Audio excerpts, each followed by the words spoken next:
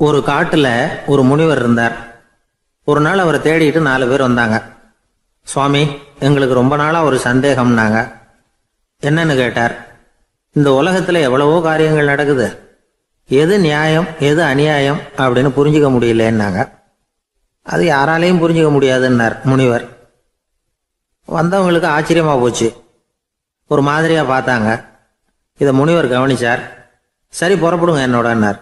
எங்கன்னு கேட்டாங்க. இப்போ உங்க 4 பேரையும் ஒரு புஷ்பக விமானத்துல அழைச்சிட்டு போறேன். இந்த உலகத்துல சர்வசாதாரணமா நடக்கக்கூடிய ஒரு காட்சியை உங்களுக்கு காட்ட போறேன். நீங்க பார்க்க போற அந்த காட்சி நியாயமா அநியாயமா அப்படிங்கிறத என்கிட்ட சொல்லணும். நீங்க சரியான பதில் சொன்னா புஷ்பக விமானத்துல தொடர்ந்து பிரயாணம் பண்ணலாம். தவறான பதில் சொன்னா இந்த புஷ்பக விமானம் உங்களை கீழே தள்ளி விட்டுரும் அப்படின்னார். 4 பேருக்கும் பயம்தான். இருந்தாலும் முனிவர் கூப்பிடுறாரு அப்படின்னு சொல்லி புறப்பட்டாங்க. அவங்க எல்லாரும் புறப்பட்டு ஒரு காட்டு வழியா போய்கிட்டு இருக்கிறாங்க புஷ்பக விமானத்துல. அங்க நடக்கிற ஒரு காட்சியை காட்டுறார் முனிவர். அதோ அங்க பாருங்கன்னார். அந்த விமானத்துல இருந்தபடியே எல்லாரும் கீழே குனிஞ்சு பார்க்கறாங்க. அங்க ஒரு தாய் புலி அப்பதான் குட்டி போட்டிருக்கு. குட்டிகளை ஈன்ற உடனே பசிக்கு இறை தேடி அந்த பக்கமா வருது. அதே நேரம் ஒரு தாய் மான், அதுவும் அப்பதான் குட்டி போட்டிருக்கு. அதுவும் இதே மாதிரி குட்டிகளை ஈன்ற உடனே பசிக்கு இறை தேடி அந்த பக்கமா வருது. இப்போ அந்த புலி அந்த மானை அடிச்சு போட்டுடுது. அதுவும் சாப்பிடுது, குட்டிகளுக்கும் கொடுக்குது. இப்போ அந்த புலிக்குட்டிகள் முகத்துல மகிழ்ச்சி, தாயை இழந்த அந்த மான் குட்டிகள் முகத்துல துக்கம். இப்போ அந்த முனிவர் 4 பேர்கிட்டையும் கேட்கிறார், நீங்க இங்க பாத்தீங்களே, இதுல எது நியாயம் எது அநியாயம்? ஒவ்வொருத்தரா சொல்லுங்க. உங்க பதில் சரியில்லைன்னா இந்த விமானம் உங்களை கீழே தள்ளி விட்டுரும். சொல்லுங்க பார்க்கலாம்னார். முதல்ல ஒருத்தன் சொன்னான், அந்த புலி செஞ்சது சரிதாங்க. அது பசிக்கு அதுதான் ஆகாரம். தன்னுடைய பசிக்கு தானே இறை தேடிக்கிட்டுது. அதில் என்ன தப்பு? அவ்வளவுதான். அதனால புலி செஞ்சது நியாயம்தான் அப்படின்னா. அவ்வளவுதான், அந்த விமானம் அவனை அப்படியே கீழே தள்ளி விட்டுட்டுது. அதனால அவன் கொடுத்த பதில் சரியில்லை அப்படிங்கிறது புரிஞ்சு போச்சு. இப்போ 2வது ஆள் சொன்னான், புலி செஞ்சது பாவம். அந்த தாய்மான் என்ன தப்பு பண்ணிச்சு? இப்போ அந்த குட்டிகளுக்கு யார் ஆதரவு? அதனால புலி செஞ்சது அநியாயம் அப்படின்னா. அவ்வளவுதான், அவனையும் கீழே தள்ளி விட்டுடுது அந்த விமானம். இந்த பதிலும் சரியில்லை அப்படின்னு ஆயிட்டுது. இப்போ 3வது ஆள் வந்தான். முதல்ல 2 பேர் கீழே விழுந்ததை பார்த்துக்கிட்டு இருந்தான். அதனால அவன் சொன்னான், ரெண்டுமே நியாயம்தாங்க. புலி இறை தேடினதும் இயற்கை, அதுக்கு மான் இறையானதும் இயற்கை. அதனால இதுல ஒன்றும் தப்பு இல்லைன்னா. அவ்வளவுதான், அவனையும் அந்த விமானம் கீழே பிடிச்சி தள்ளி விட்டுது. இப்ப 4வது ஆள் வந்தான். முனிவர் கேட்டார், நீயாவது சொல்லுப்பா, இந்த செயல்ல எது நியாயம்னார். அவன் தெளிவா பதில் சொன்னான். அதாவது என்ன சொன்னான்னா, எனக்கு தெரியல அப்படின்னா. அவனை விமானம் கீழே தள்ளல, சௌரியமா அழைச்சிட்டு போட்டுது. இவனும் பிரயாணம் சௌக்கியமா பண்ணானான். ஆக இதுதான் சரியான பதிலுங்கிறத முனிவர் உணர்த்தினார். இந்த கதையிலிருந்து நாம புரிஞ்சுக்க வேண்டியது என்னன்னா, இந்த உலகத்துல எவ்வளவோ காரியங்கள் நடக்குது. அதெல்லாம் ஏன் அப்படி நடக்குதுங்கிறதுக்கு எப்பேற்பட்ட பண்டிதராலும் பதில் சொல்ல முடியாது. தெரியாததை தெரியாதுன்னு ஒத்துக்கிட்டா வாழ்க்கை பிரயாணம் சுகமா இருக்கும். அதனால தேவையில்லாத விஷயங்களை புரிஞ்சுக்கிறதுக்கு நேரத்தை செலவு பண்ணிட்டு இருக்கக்கூடாது. வாழ்க்கையை குழப்பிக்க கூடாது. வாழ்க்கைக்கு தேவையானது என்னவோ அதை மட்டும் புரிஞ்சுக்கிட்டா போதும். இந்த காலத்து ஆள் ஒருத்தன் ஒரு பெரியவரை தேடி வந்தான். ஐயா, ஒரு சந்தேகம்னா. என்ன உன்னுடைய சந்தேகம்னார். பகுத்தறிவுன்னா என்ன, விதின்னா என்ன அப்படின்னு கேட்டான். இதுக்கு அவரு, இப்போ உன்னுடைய வலது காலை தூக்குன்னார். தூக்கினான். சரி, இப்போ உன்னுடைய வலது காலை கீழே இறக்காம உன்னுடைய இடது காலையும் தூக்குன்னார். தூக்கினான். பொத்துன்னு கீழே விழுந்துட்டான். பெரியவர் சொன்னார், உன்னால ஒரு காலை தூக்க முடிஞ்சுது, அதுதான் பகுத்தறிவு. 2 கால்களையும் ஒரே சமயத்துல தூக்குனா அடிபடும், அப்படிங்கிறது தான் விதி அப்படின்னு விளக்கம் கொடுத்தார். இவன் தன்னுடைய விதியை நொந்துக்கிட்டே இடுப்பை பிடிச்சிக்கிட்டு அங்கேருந்து நடந்து போயிட்டான். ஒரு பெரிய அரசன் இந்த உலகம் பூராவையும் ஆண்டுகிட்டு இருந்தான். ரொம்ப காலம் அப்படி அரசாட்சி பண்ணிக்கிட்டு இருந்தான். திடீர்னு அவனுக்கும் சில எதிரிகள் முளைச்சாங்க. அவங்கெல்லாம் ஒன்று சேர்ந்து இவனை தோற்கடிச்சுட்டாங்க. தோற்று போனதும் இவனுக்கு பயம் வந்துட்டுது, எங்கே எதிரிகள் நம்ம கொண்டுடுவாங்களோ அப்படின்னு. வெளியில் வந்தால் தனக்கு ஆபத்துன்னு பயந்துக்கிட்டு யாருக்கும் தெரியாமல் ஒரு குகைக்குள்ளே போய் பதுங்கி கிடக்கிறான். நிலைமையை பாருங்க. முதல் நாள் அரண்மனையில் அதிகாரம் பண்ணிக்கிட்டு இருந்தவன் மறுநாள் குகையில் பயந்து போய் பதுங்கி கிடக்கிறான். ராத்திரி நேரம் வந்தது, பசி வயத்தை கிள்ளுது, பிச்சை எடுத்து சாப்பிட வேண்டிய நிலைமை. பிச்சை எடுக்கிறதுக்கு பாத்திரம் வேணுமே, என்ன பண்ணுறது அப்படின்னு அங்கேயும் இங்கேயும் பார்க்குறான். ஒரு மூலையில் யாரோ விட்டுட்டு போன ஒரு ஓடு கிடக்குது. அதை எடுத்துக்கிட்டு புறப்பட்டான். இருட்டில் வழி புரியல. ஏதோ ஒரு யூகத்தில் காலை மெதுவாக எடுத்து வச்சு நடந்து போயிட்டுருக்கிறான். வழியில் ஒரு கருப்பு நாய் படுத்து கிடந்தது. இருட்டில் அவன் இது கண்ணுக்கு சரியாக தெரியல. அவனுக்கு தவறி போய் காலை வச்சுட்டான். அது மேலே நாய் சும்மா இருக்குமா, வள்ளுன்னு விழுந்து கடிச்சு விட்டுது. காலை பார்க்குறான், காலத்தையும் நினச்சி பார்க்குறான். அரண்மனையில் வீரக்கழல் அணிந்த காலை உடைய மன்னா அப்படின்னு புகழ்வாங்களே புலவர்கள்லாம். ஆனால் அது இன்றைக்கி நாய் கடித்த காலம் ஆயிட்டுதே அப்படின்னு நினைக்கிறான். அது மட்டும் இல்லை, முன்னாடியெல்லாம் பொற்கிண்ணங்களில் தான் அவன் சாப்பிடுவான். ஆனால் இப்போது உடஞ்சி போன ஓட்டு, அது ஓட்டை கையில் வச்சுக்கிட்டு நிற்கிறான். அதில் யாராவது சாப்பாடு போடுவாங்களான்னு. முன்னாடியெல்லாம் நிறைய பேர் அரண்மனைக்கு வருவாங்க. அரசருக்கு காணிக்கைன்னு சொல்லி இவன் காலடியில் கொண்டாந்து கொட்டுவாங்க. அப்போலாம் இவன் அந்த ஜனங்களுடைய முகத்தை திரும்பி கூட பார்க்கறதில்ல. ரொம்ப கர்வமாக உட்காந்துருப்பான். அதே ஆள் இன்றைக்கி எல்லார் கண்ணுலேயும் படுறது மாதிரி பிச்சை எடுத்துக்கிட்டு இருக்கிறான். அப்போலாம் காணிக்கைகளை தன்னுடைய கையால் வாங்கிறது தனக்கு கௌரவ குறைச்சல்னு நினச்சி தன்னுடைய வேலைக்காரங்களை விட்டு தான் அதை வாங்க சொல்லுவான். இப்போ பார்த்தீங்கன்னா அவனே தன் கையாலேயே பிச்சை வாங்குறான். நினச்சி பாருங்கள், அந்த மனுஷன் நாள் அரசன், மறுநாள் பிச்சைக்காரன். எவ்வளோ வித்தியாசம்! செல்வம் தான் இப்படி ஒரு வித்தியாசம் ஏற்படுறதுக்கு காரணம். அப்படிப்பட்ட செல்வம் வாழ்க்கையை நடத்துறதுக்கு நமக்கு தேவை தான். ஆனால் அதையே நாம் அடைய வேண்டிய பயனாக நினைக்கிறோம் பாருங்கள், அதுதான் வேடிக்கை. இதை நம்மாழ்வார் அழகாக ஒரு பாசுரத்தில் சொல்கிறார். ஒரு நாயகமாய் ஓட உலகுடன் ஆண்டவர், கருணாய் கவர்ந்த காலர், சிதைகிய பானையர், பெருநாடு காண இம்மையிலே பிச்சைதாம் கொள்வர், திருநாரணன் தாழ் காலம் பெற சிந்தித்து உய்மினோ அப்படிங்கிறார் நம்மாழ்வார். ஒரு பெரிய பணக்காரர் ஒரு துறவிகிட்ட போய், சாமி என்கிட்ட நிறைய பணம் இருக்குது, இருந்தாலும் நிம்மதி இல்லை, என்னால் நிம்மதியாக இருக்க முடியல, என்ன காரணம்னு கேட்டாராம். உடனே அந்த துறவி இதுக்கு நேரடியாக பதில் சொல்லாமல் பக்கத்தில் நின்றுக்கிட்டு இருந்த ஒரு குழந்தைய கூப்பிட்டார். அது ஓடியாந்தது. ஒரு ஆப்பிள் பழத்தை எடுத்து அது கையில் கொடுத்தார். அதை வாங்கிக்கிட்டு குழந்தை சிரிச்சுது. இன்னொரு பழத்தை எடுத்து கொடுத்தார். அதை இன்னொரு கையில் வாங்கிட்டு சிரிச்சுது. மூணாவது ஆப்பிளை எடுத்து கொடுத்தார். 2 பழத்தையும் நெஞ்சில் அணைச்சிக்கிட்டு 3ஆவது பழத்தையும் வாங்கிறதுக்கு முயற்சி பண்ணிச்சு. ஆனால் அது உடனே நழுவி கீழே விழுந்து உருண்டு ஓடிச்சு. ஏற்கனவே இருந்ததும் விழுந்துட்டுது. இப்போ அந்த குழந்தை அழ ஆரம்பிச்சுட்டுது. இப்போ அந்த துறவி பணக்காரர்கிட்ட சொன்னாராம், குழந்தைய கவனிச்சியா, 2 ஆப்பிள் போதும்னு அது நினச்சிருந்தா இப்போ அது அழ வேண்டிய அவசியம் வந்திருக்குமா அப்படின்னாராம். எதுவுமே அளவுக்கு மிஞ்சினா துன்பந்தான். இந்த காலத்தில் இதெல்லாம் யார் காதில் வாங்குறாங்க? ஒருத்தனை நல்ல வழிக்கு கொண்டு வரணும்னு நினச்சி அவனை கூப்பிட்டு உட்கார வச்சு இந்த கதையை சொல்லிகிட்டு இருந்தாங்க.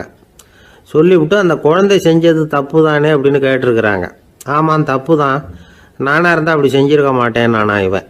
2 பழமே போதும்னு சொல்லியிருப்பியா அப்படின்னு கேட்டிருக்காங்க.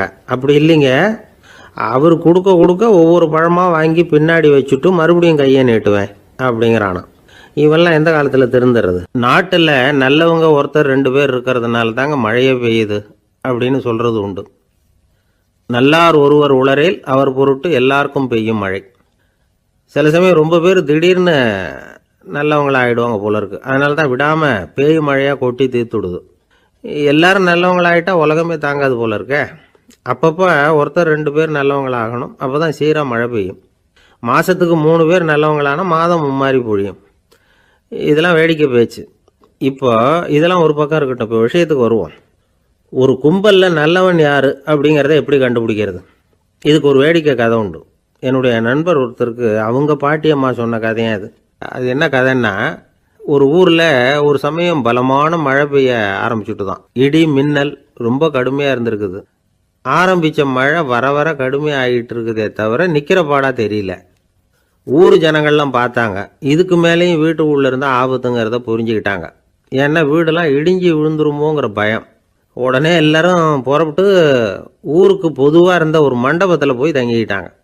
மின்னல் கடுமையாக இருந்தது. இடி எந்த நேரத்துலையும் விழலாம்ங்கிற நிலைமை. எப்போ விழலாம்னு பார்த்துக்கிட்டு இருக்குது. அந்த மண்டபத்தில் இருந்த ஜனங்கள் மனசுக்குள்ள ஒரு பயம். நம்ம கூட்டத்தில் யாராவது ஒரு கெட்டவன் பாவம் பண்ணவன் இருந்தால் கூட இடி இந்த மண்டபத்தில் விழுந்துரும். அது எல்லாருக்கும் ஆபத்து அப்படின்னு நினச்சாங்க.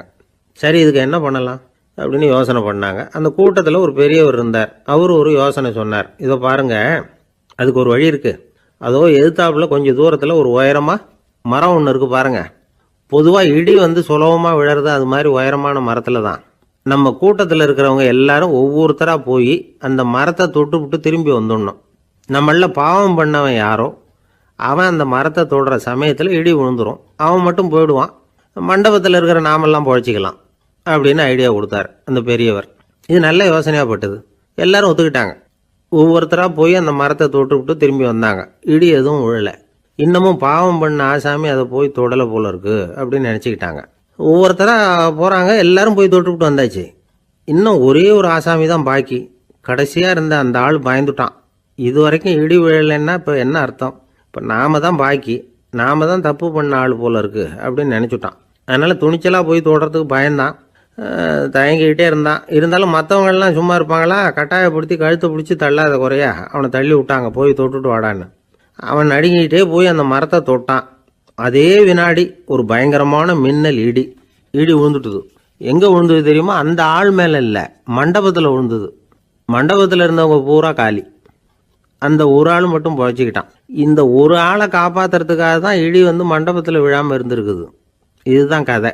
அதனால் நல்லவங்க எப்படியும் தப்பிச்சுக்குவாங்க அப்படிங்கிறது ஒரு நீதி. ஒருத்தர் அப்படி தான் தெருவில் நடந்து போய்கிட்டு இருந்தான். ரொம்ப நல்லவன். எதிரில் ஒருத்தர் சைக்கிளில் வந்துக்கிட்டு இருந்தான். அதில் மோதி இவன் கீழே விழுந்துட்டான். சைக்கிள்காரன் உடனே இறங்கி இவனை தூக்கி விட்டான். இவன் எழுந்திரிச்சு அவனை முறைச்சி பார்த்தான். அப்படி பார்க்காதீங்க சார், நீங்கள் ரொம்ப புண்ணியம் பண்ணியிருக்கீங்க, அதுதான் இப்போ வந்து சைக்கிளில் மோதிக்கிட்டீங்க அப்படின்றான். என்ன அப்படி சொல்கிறேன் நான்? இவன் 10 நிமிஷத்துக்கு முன்னாடி நான் லாரி ஓட்டிகிட்டு வந்தேன், அப்போ நீங்கள் எதிரில் வந்திருந்தீங்கன்னா என்ன ஆயிருக்கும் அப்படின்னானா அவன். ஒரு நாள் ஒரு 10-15 பள்ளிக்கூடத்து பிள்ளைங்க தேடிட்டு வந்தாங்க. உங்களை பார்த்துட்டு தான் போகணும், அதுக்காக தான் வந்திருக்கோம்னாங்க. என்ன விஷயம்னு கேட்டோம். நாங்கள்லாம் கூடி ஒரு முடிவு பண்ணியிருக்கிறோம், அதை உங்ககிட்ட சொல்லணும் அப்படின்னாங்க. அதுவும் ஒரு வாண்டு பையன் அதை சொன்னான். என்ன முடிவு அது அப்படின்னு கேட்டோம் ரொம்ப ஆர்வமாக. அதை இப்போ சொல்ல மாட்டோம், எங்களுக்கு பிடிக்கிற மாதிரி ஏதாவது ஒரு தகவல் சொன்னால் அதுக்கப்புறம் நாங்கள் அதை சொல்கிறோம் அப்படின்னா அந்த வாண்டு பையன். சரி, சின்ன பையன்கிட்ட இன்றைக்கி வசமாக மாட்டிக்கிட்டோம் அப்படின்னு நினச்சிக்கிட்டு அவங்களுக்கு தகுந்த மாதிரி ஒரு கதை சொல்ல ஆரம்பித்தோம். அது என்ன கதைன்னா, ஒரு பெரிய காடு, அதில் பலவிதமான மிருகங்கள். அந்த காட்டுக்கு ஒரு சிங்கம் தான் ராஜா. எப்பவும் காட்டுக்கு அது தானே ராஜா. ஒரு பெரிய யானைக்கு இது பொறுக்கலை. என்ன இது, எப்போ பார்த்தாலும் இங்கே சிங்கத்துக்கே ராஜா பதவி கிடைக்கிது, நான்லாம் எவ்வளவு பலசாலியாக இருக்கிறேன், அப்படி இருந்தும் எனக்கு அந்த பதவி கிடைக்கலையே அப்படின்னு தனக்குள்ளே பொறுமிக்கிட்டே இருந்தது.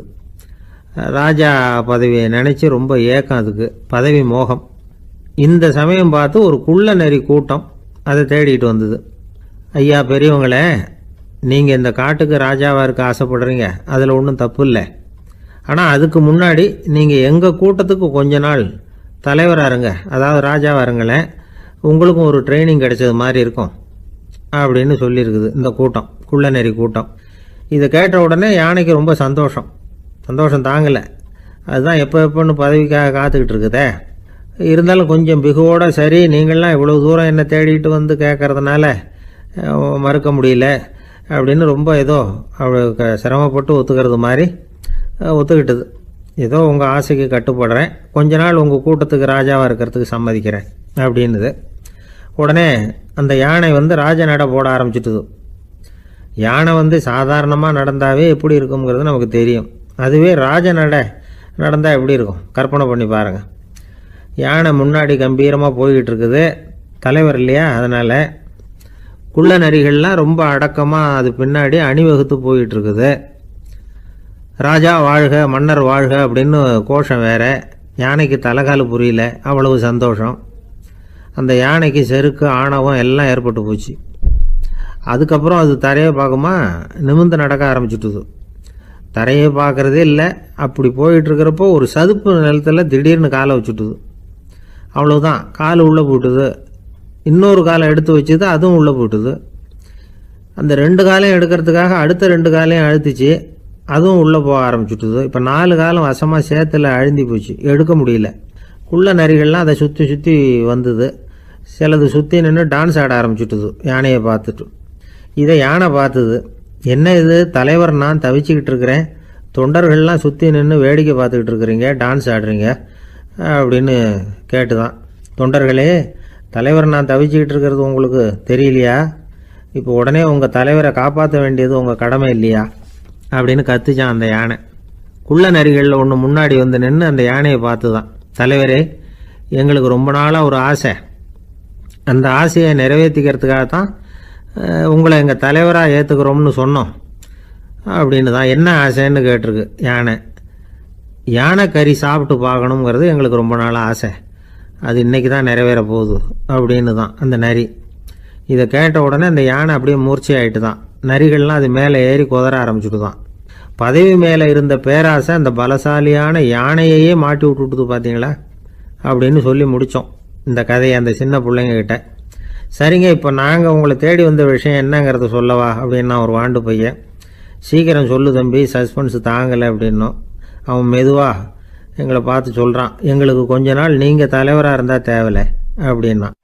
ஒரு வயசான பாட்டியின் தாத்தாவும் ஒரு பூங்காவில் உட்காந்து பேசிக்கிட்டு இருக்கிறாங்க. அவங்களுக்கு கல்யாணம் ஆகி 53 வருஷம் ஆச்சு. பிள்ளைங்கள்லாம் படித்து பெரிய பெரிய வேலையில் இருக்கிறாங்க. பேரன் பேத்திகளும் நல்ல நிலைமையில் இருக்கிறாங்க. இந்த தாத்தாவும் பாட்டியும் சிரித்து பேசிக்கிட்டு இருந்ததை ஒரு பெரியவர் பார்த்தார். அவருக்கு ஆச்சரியமாக இருந்தது. இந்த வயசுலேயும் இவ்வளவு அந்யோன்யமாக இவங்க பேசிக்கிட்டு இருக்கிறாங்களே அப்படின்னு நினச்சார். சரி, நேரிலேயே கேட்டுருவோமே அப்படின்னு நினச்சிக்கிட்டு கிட்ட போனார். உங்கள் மன வாழ்க்கையின் வெற்றிக்கான ரகசியம் என்ன அப்படின்னு கேட்டார். இதை கேட்டதும் அந்த தாத்தா சிரிச்சுக்கிட்டே பாட்டியை பார்த்தாராம். அதுக்கப்புறம் சொன்னாராம், நான் இந்த அம்மாவை கல்யாணம் பண்ணிக்கிட்டதுக்கும் எங்களுடைய இல்வாழ்க்கை இவ்வளவு நாளாக பலம் குறையாமல் மகிழ்ச்சியாக இருக்கிறதுக்கும் காரணம் ஒன்று தான். அது என்ன காரணம்னா, எங்களுக்கு இடையில பொதுவாக நிறைய குறைகள் உண்டு, அதுதான் காரணம் அப்படின்னாராம். அவர் சொல்கிறது சரிதான் அப்படிங்கிறது மாதிரியே அந்த பாட்டியும் அவரை நிமிர்ந்து பார்த்தாங்களாம். இந்த பெரியவர் மறுபடியும் அந்த பாட்டியை பார்த்து அதே கேள்வியை கேட்டிருக்கார். உங்களுடைய நீண்டகால மன வாழ்க்கைக்கு கிடைச்ச வெற்றி எதனாலேன்னு சொல்ல முடியுமா அப்படின்னு கேட்டாராம். அவங்களும் சிரிச்சுக்கிட்டே பதில் சொன்னாங்களாம். என்ன பதில் தெரியுமா? சில பேரை நாம குறிப்பிட்ட பண்புகளுக்காக நேசிக்கிறோம், வேற சிலரை நாம் அந்த பண்புகள் இல்லாத குறைகளுக்காகவே விரும்பி பழகிறோம் இல்லையா அப்படின்னு கேட்டுவிட்டு தலையை குனிஞ்சுக்கிட்டாங்களாம் அந்த பாட்டியம்மா. அவங்க அப்படி சொன்னதை கேட்டதும் இவருக்கு புதுசா ஞானம் பிறந்தது மாதிரி இருந்துதான். இதுதான் மனம் நிறைந்த மன வாழ்க்கை அப்படிங்கிறார் சுவாமி சின்மயானந்தர். பண்புகளை எப்படி நேசிக்க முடியுதோ அதே மாதிரி பண்புகள் இல்லாத குறைகளையும் நேசிக்க முடியும். மனசுதான் காரணம்.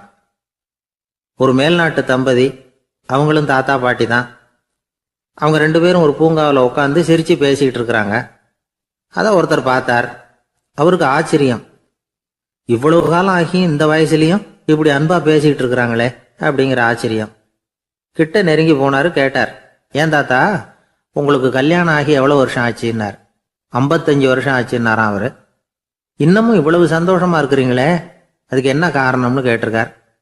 அதுக்கு என்ன காரணம்னா, இதுவரைக்கும் எங்களுக்குள்ள சண்டையே வந்ததில்லை அப்படின்னாராம். அது எப்படி முடியும்னு கேட்டிருக்கார் இவர் ஆச்சரியமா. அந்த தாத்தா சொல்ல ஆரம்பிச்சாராம், பாருப்பா, எங்களுக்கு கல்யாணம் ஆன புதுசுல நானும் என்னுடைய மனைவியும் ஒரு குதிரை மேலே ஏறி ஒரு காட்டு வழியா போய்கிட்டு இருந்தோம்.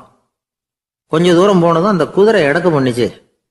நான் உடனே கீழே இறங்கி அந்த குதிரையை பார்த்து, இது உனக்கு முதல் தடவை அப்படின்னு மிரட்டலா சொல்லிவிட்டு ஏறி உக்காந்தேன். மறுபடியும் போனோம். கொஞ்சம் தூரம் குதிரை நல்லபடியாக நடந்து போச்சு. மறுபடியும் எடக்கு பண்ண ஆரம்பிச்சுட்டுது. நான் கீழே இறங்கினேன். கையில் இருந்த சாட்டையால் ஓங்கி ஒரு அடி கொடுத்தேன். இது உனக்கு 2வது தடவை அப்படின்னு சொல்லிவிட்டு ஏறி உக்காந்தேன். மறுபடியும் குதிரை கொஞ்சம் தூரம் நல்ல விதமாக நடந்து போச்சு. அப்புறமும் எடக்கு பண்ண ஆரம்பிச்சுட்டுது. அந்த சமயத்தில் ஒரு ஆற்று பாலத்தை கடந்து போய்கிட்டு இருக்கிறோம். நான் கீழே இறங்கினேன். என்னுடைய மனைவியையும் கீழே இறங்க சொன்னேன். அந்த குதிரையை பிடிச்சி அப்படியே ஆற்றுல தள்ளி விட்டுட்டேன். தள்ளி விட்டுட்டு, இது உனக்கு கடைசி தடவை அப்படின்னு சொன்னேன். அதை பார்த்ததும் என் மனைவி பதறி போயிட்டாங்க. போய், ஐயோ பாவம், என்ன இப்படி பண்ணிவிட்டீங்க, உங்களுக்கு மனசில் கொஞ்சம் கூட இறக்கமே இல்லையா அப்படின்னாங்க. நான் மெதுவாக இவங்க பக்கம் திரும்பி, இது உனக்கு முதல் தடவை அப்படின்னேன். அவ்வளவுதான். அன்னையிலேருந்து இன்னைய வரைக்கும் ஒரு நாள் கூட எங்களுக்குள்ள சண்டையே வந்ததில்லை அப்படின்னு விளக்கம் கொடுத்தார் அந்த தாத்தா. ஒரு ஊரில் ஒரு குரு இருந்தார், ஜென் குரு. அவரை தேடிட்டு ஒரு மன்னர் வந்தார். வந்தவர் ஜப்பான் மன்னர். தோட்டக்கலையை பற்றி தெரிஞ்சுட்டு போகிறதுக்காக அவர் வந்தார். எப்படி தோட்டம் அமைக்கிறது அப்படிங்கிறத பற்றி அந்த குரு விவரமாக சொல்லி கொடுத்தாரு. ஒரு நாள் 2 நாள் இல்லை, 3 வருஷம் கற்றுக் கொடுத்தார். அதுக்கப்புறம் சொன்னார், நான் கற்றுக் கொடுத்துட்டேன், இனிமேல் நீங்கள் போகலாம், போய் தோட்டம் அமைக்கலாம். அதுதான் உங்களுக்கு பரிசை. தோட்டம் அமைச்ச பிறகு சொல்லி அனுப்புங்க, நான் வந்து பார்க்குறேன். நீங்கள் இங்கே என்னவெல்லாம் கற்றுக்கிட்டீங்களோ அதையெல்லாம் அங்கே செயல்முறையில் செஞ்சு காட்டுங்க அப்படின்னு சொல்லி அனுப்பி வச்சார்.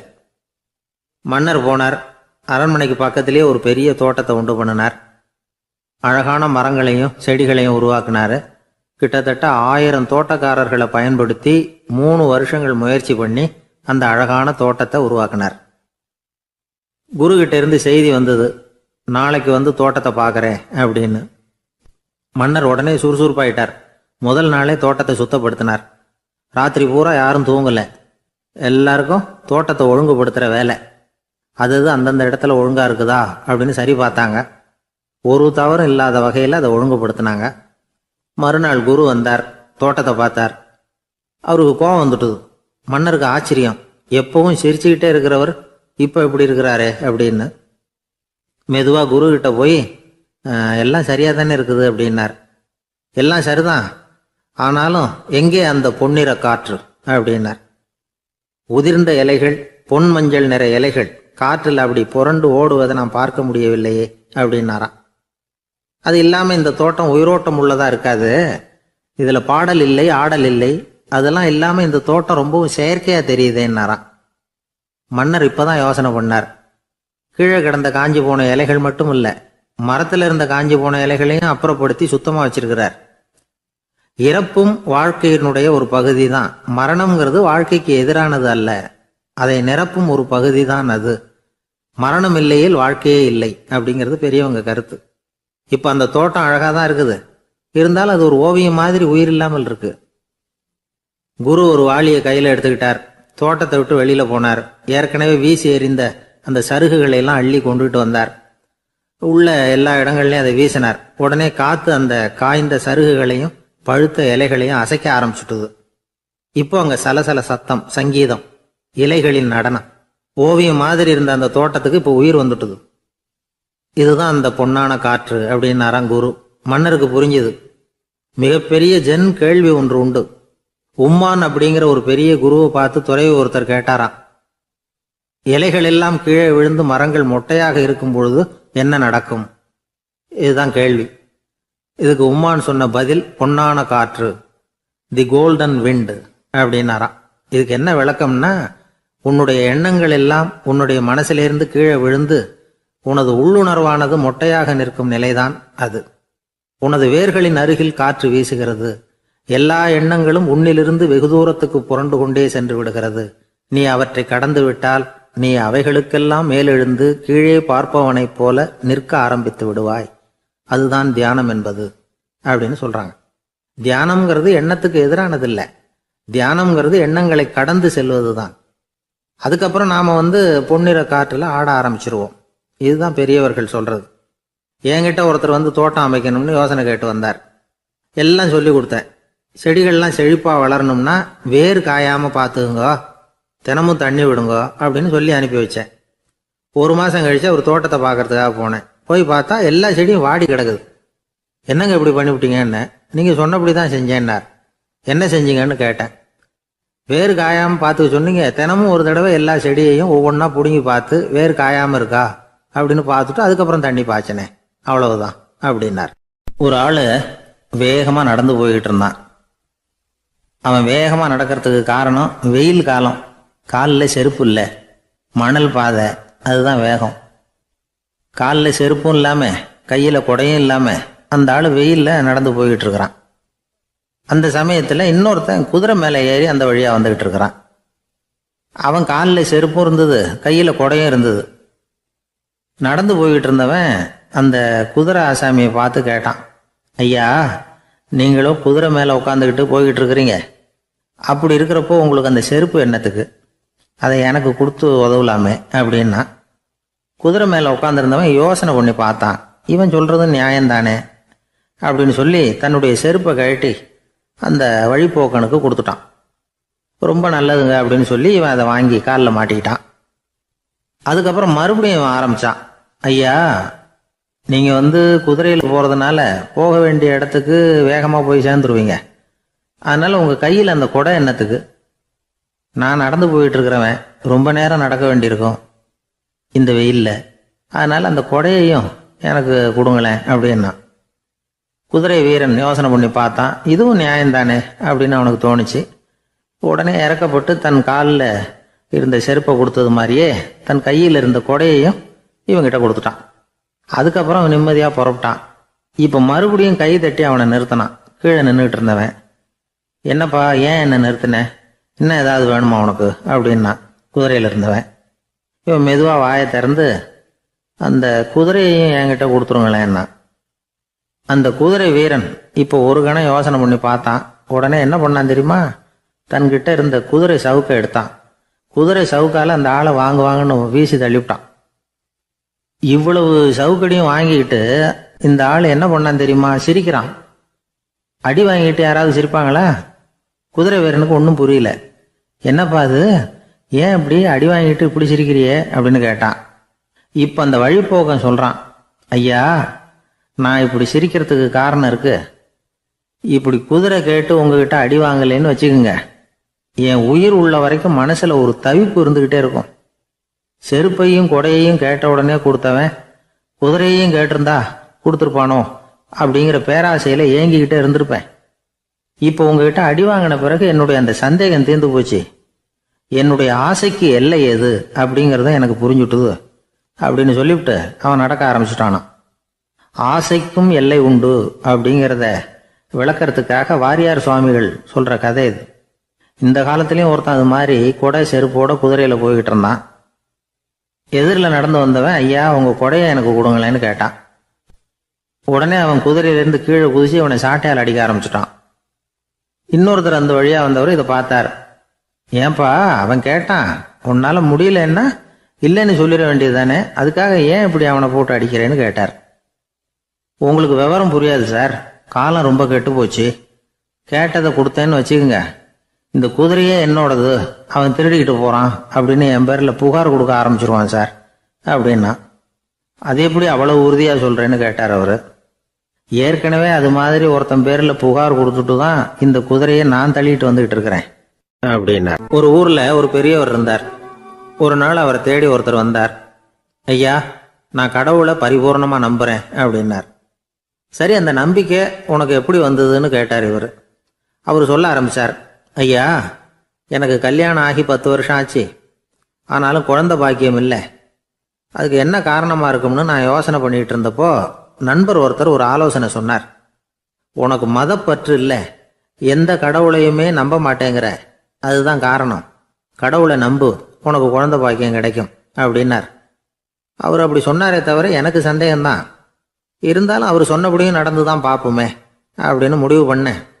கடவுளை நம்ப ஆரம்பித்தேன். அந்த வருஷமே அழகான ஆண் குழந்தை பிறந்தது. எல்லாம் இறைவன் அருள் அப்படின்னார். இவர் இப்படி சொன்னதை கேட்டதும் அந்த பெரியவர் சொன்னார், நீ சொல்றதெல்லாம் சரிதான், இருந்தாலும் இந்த காலத்தில் எந்த ஒரு காரியமாக இருந்தாலும் அதை சோதனை செஞ்சு பார்த்துட்டு தான் ஒரு முடிவுக்கு வந்து சேர முடியும். அறிவுபூர்வமான முடிவு அதுவாக தான் இருக்கும். அறிவியல் சோதனைகள் அப்படித்தான். ஒரு குறிப்பிட்ட விஷயத்தை பற்றி எத்தனை தடவை சோதனை பண்ணாலும் ஒரே முடிவு தான் கிடைக்கணும். அதுதான் சரியா இருக்கும். அதனால இப்போ மறுபடியும் ஒரு சோதனைன்னார். என்ன செய்யணும் அப்படின்னு கேட்டார் இவர். கடவுள்கிட்ட ஒரு பெண் குழந்தை வேணும்னு கேளு. முதல்ல ஆண் குழந்தைய கொடுத்தது மாதிரியே இப்போ ஒரு பெண் குழந்தையையும் கொடுக்குறாரா பார்க்கலாம் அப்படின்னார். சரின்னு சொல்லி இவர் அதே மாதிரி முயற்சி பண்ணினார். அதுக்கப்புறம் அவர் இந்த பெரியவர்கிட்ட வரவே இல்லை. கொஞ்ச காலம் கழித்து இவரே அவரை தேடிக்கிட்டு போய் கதவை தட்டினார். அவர் கதவை திறந்தார். என்ன ஆச்சு, கடவுள் கண் திறந்தாரா அப்படின்னு கேட்டார். அவர், அந்த சமாச்சாரம்லாம் நமக்கு வேணாம் சார். முதல் தடவை அது ஏதோ தற்செயலாக ஏற்பட்ட ஒரு சாதகம். இப்போ நீங்கள் 2வது தடவை சொன்ன பிறகு தினமும் கடவுளை வேண்டிக்கிட்டு தான் இருக்கிறேன், ஒன்றும் நடக்கலை அப்படின்னார் ரொம்ப விரக்தியாக.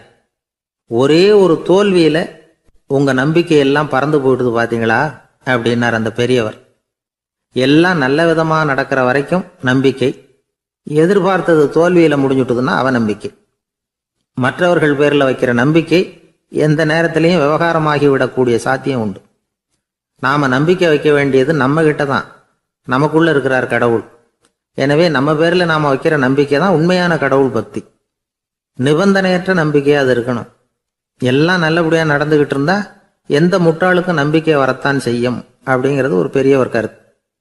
தியானத்தின் மூலமா தான் உனக்குள்ள ஆழமா தோண்டுனா உன்னுடைய அடி ஆழத்துல நம்பிக்கை அப்படி ஊற்றெடுக்கும், அதை பார்க்க முடியும் அப்படிங்கிறது பெரியவர்கள் சிந்தனை.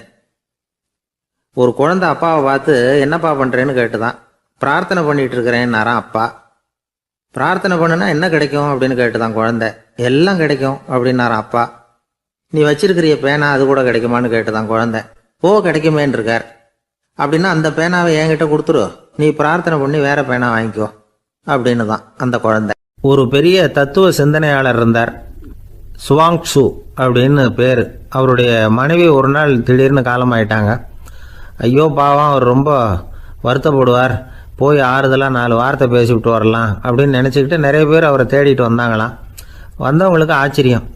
ஏன்னா இவர் வருத்தப்பட்டுக்கிட்டு இருப்பார் அப்படின்னு தானே எதிர்பார்த்தாங்க. அப்படி இல்லை, தாளம் போட்டுக்கிட்டு உட்காந்துருக்கிறார். தாளத்துக்கு தகுந்த மாதிரி பாட்டு வேற பாடிக்கிட்டு இருக்கிறார்.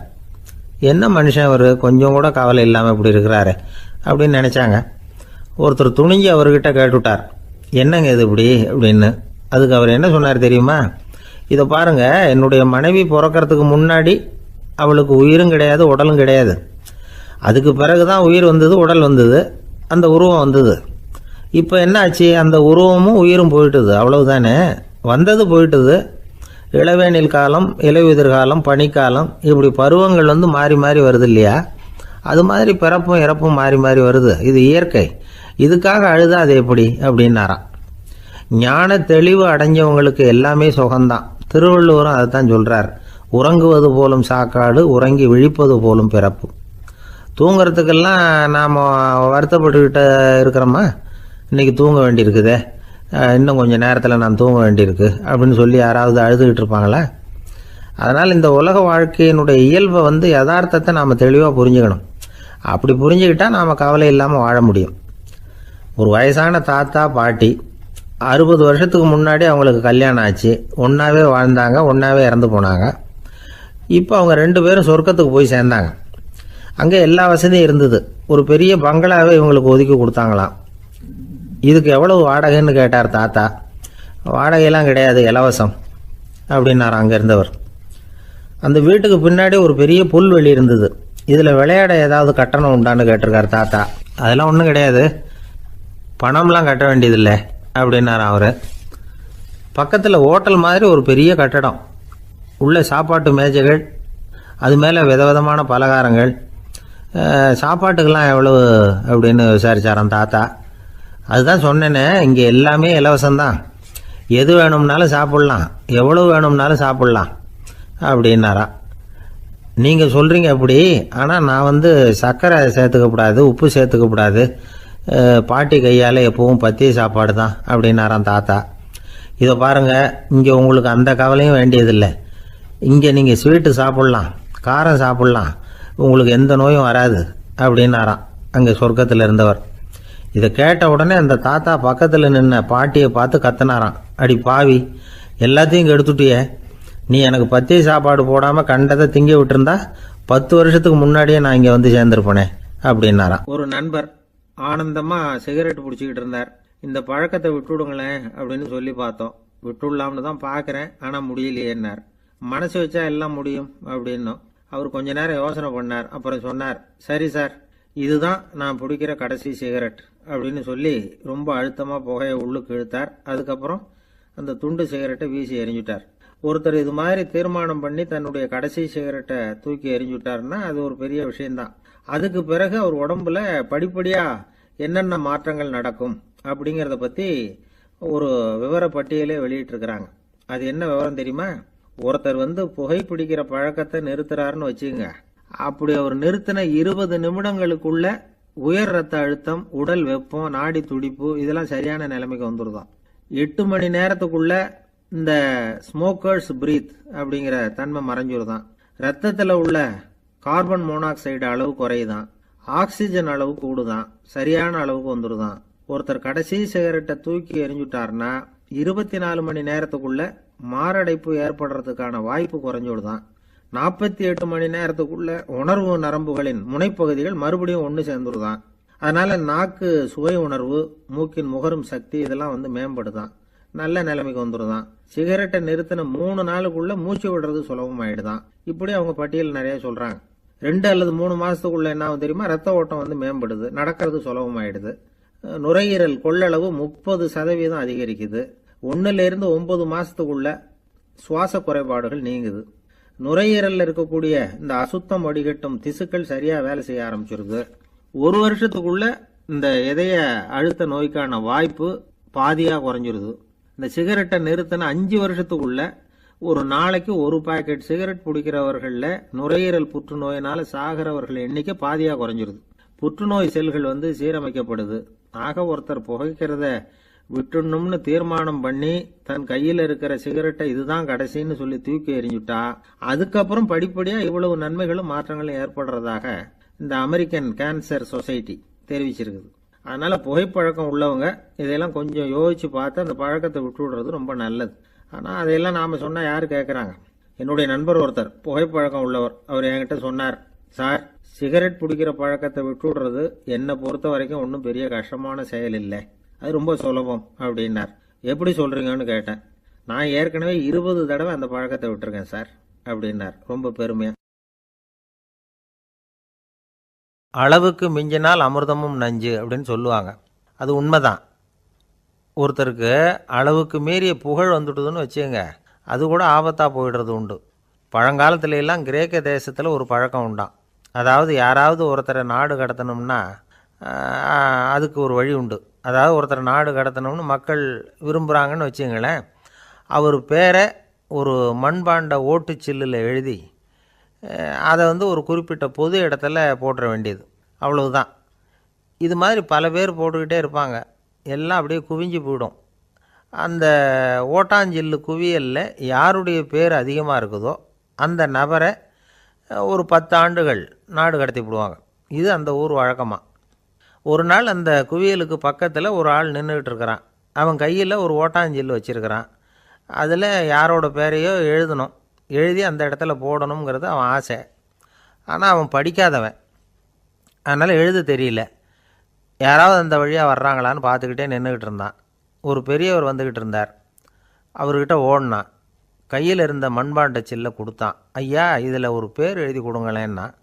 அந்த பெரியவர் அதை வாங்கி கையில் வச்சுக்கிட்டு, என்ன பேர் எழுதணும் சொல்லு அப்படின்னா.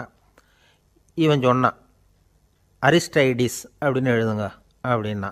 இதை கேட்டதும் அந்த பெரியவருக்கு அதிர்ச்சி. ஏன்னா அவர் தான் அரிஸ்டைடிஸ், தத்துவ மேதை அரிஸ்டைடிஸ் அவர். இருந்தாலும் நான் தான் அதுங்கிறத காட்டிக்காமல் அந்த ஆளுகிட்ட கேட்டார். அது சரிப்பா, அரிஸ்டைடிஸுங்கிற பேரை எழுத சொல்கிற, அவர் உனக்கு என்ன கெடுதல் பண்ணார்? அவர் பேரை இதில் எழுத சொல்கிறியே அப்படின்னு கேட்டிருக்கார். அதுக்கு இவன் சொன்னானா, அவர் எனக்கு எந்த கெடுதலும் பண்ணலை, அவரை நான் பார்த்தது கூட இல்லை அப்படின்ட்டுருக்கான். அப்புறம் எதுக்காக அவரை நாடு கடத்தணும்னு நீ ஆசைப்படுற அப்படின்னு கேட்டிருக்கார். இப்போ அந்த ஆள் சொல்கிறான், அரிஸ்டைடஸை பற்றி எல்லாரும் பேசுகிறாங்க, அவர் ரொம்ப நல்லவர், அவர் ஒரு பெரிய அறிவாளிங்கிறாங்க, அவர் ஒரு பெரிய வள்ளல், பேரறிஞர், இப்படி எல்லாரும் சொல்கிறத கேட்டு கேட்டு எனக்கு ரொம்ப அலுத்து போயிட்டுது, அதனால தான் வெறுப்பாயிட்டேன் அப்படின்னு நானும். இதிலேருந்து என்ன தெரியுது? நாம் நல்லவனாக இருக்கிறதுல ஒன்றும் இடைஞ்சல் இல்லை. ஆனால் நம்மளை நல்லவன் எல்லாரும் சொல்ல ஆரம்பிச்சிட்டாங்கன்னு வச்சுக்கோங்க, அப்போ இடைஞ்சல் ஆரம்பம்னு அர்த்தம். எதுவுமே அளவுக்கு மிஞ்சி போகாமல் பார்த்துக்க வேண்டியது ரொம்ப அவசியம். அளவுக்கு அதிகமாக ஆசைப்படாதவங்களில் ஆப்ரஹாம் லிங்கனும் ஒருத்தரான். அவர் ஒரு தடவை தன்னுடைய நண்பர்கள்கிட்ட பேசிக்கிட்டு இருந்தாராம். ஒருத்தர் கேட்டிருக்கார், ஒரு மனுஷனுக்கு கால்கள் எவ்வளோ உயரம் இருக்கணும் அப்படின்னு கேட்டாராம். இதுக்கு ஆப்ரஹாம் லிங்கன் சொன்னாராம், அது என்ன, இடுப்புலேருந்து தரையை தொடுற அளவுக்கு உயரம் இருந்தால் போதும் அப்படின்னாராம். ஒரு ஊரில் ஒரு கோயில் இருந்தது, ரொம்ப பழைய கோயில். உள்ளே போகிறதுக்கே பயமாக இருக்கும், எந்த நேரத்தில் இடிஞ்சு விழுந்துருமோ அப்படிங்கிற பயம். அப்படி இருந்ததுனால யாரும் துணிஞ்சு சாமி கும்பிடுறதுக்கு அங்கே போகிறதில்ல. கோயிலுக்கு வர்ற கூட்டம் கொஞ்சம் கொஞ்சமாக குறைய ஆரம்பிச்சுட்டுது. கோயில் நிர்வாகிகள் எல்லாரும் கூடி உட்காந்து பேசினாங்க. என்ன பண்ணலாம்னு யோசனை பண்ணாங்க. எந்த இடம் மோசமாக இருக்கோ அந்த இடத்த பழுது பார்த்தாங்க. அங்கே இங்கே வர்ணத்தை பூசி கொஞ்சம் அழகுபடுத்தி பார்த்தாங்க. ஏதோ இந்த ஊரில் கோயில்னு ஒன்று இருக்குது, அது மக்களுக்கு தெரியணும் அப்படிங்கிறதுக்காகத்தான் இப்படிலாம் பண்ணாங்க. இருந்தாலும் கோவில் இருக்கிற நிலைமை மக்களுக்கு தெரியும், அதனால் அங்கே வர்றது குறைச்சிக்கிட்டாங்க அவங்க. ஒரு கட்டத்தில் யாருமே வர்றதில்லை, நிலைமை அந்த அளவுக்கு ஆயிட்டுது. மறுபடியும் கோவில் நிர்வாகிகள் கூட்டம் நடந்தது. இந்த கூட்டம் கூட கோயிலுக்கு உள்ளே நடக்கலை, இடிஞ்சு விழுந்துருமோங்கிற பயம். அதனால் வெளியில தான் உட்காந்து கூட்டத்தை நடத்தினாங்க. ஏன்னா உள்ளே போகிறதுக்கு அவங்களுக்கும் துணிச்சல் கிடையாது, எந்த நேரமும் விழுந்துரும் போல இருந்தது அது. அது வழியாக போகிறவங்க கூட வேகமாக அந்த இடத்த கடந்து போக ஆரம்பிச்சிட்டாங்க.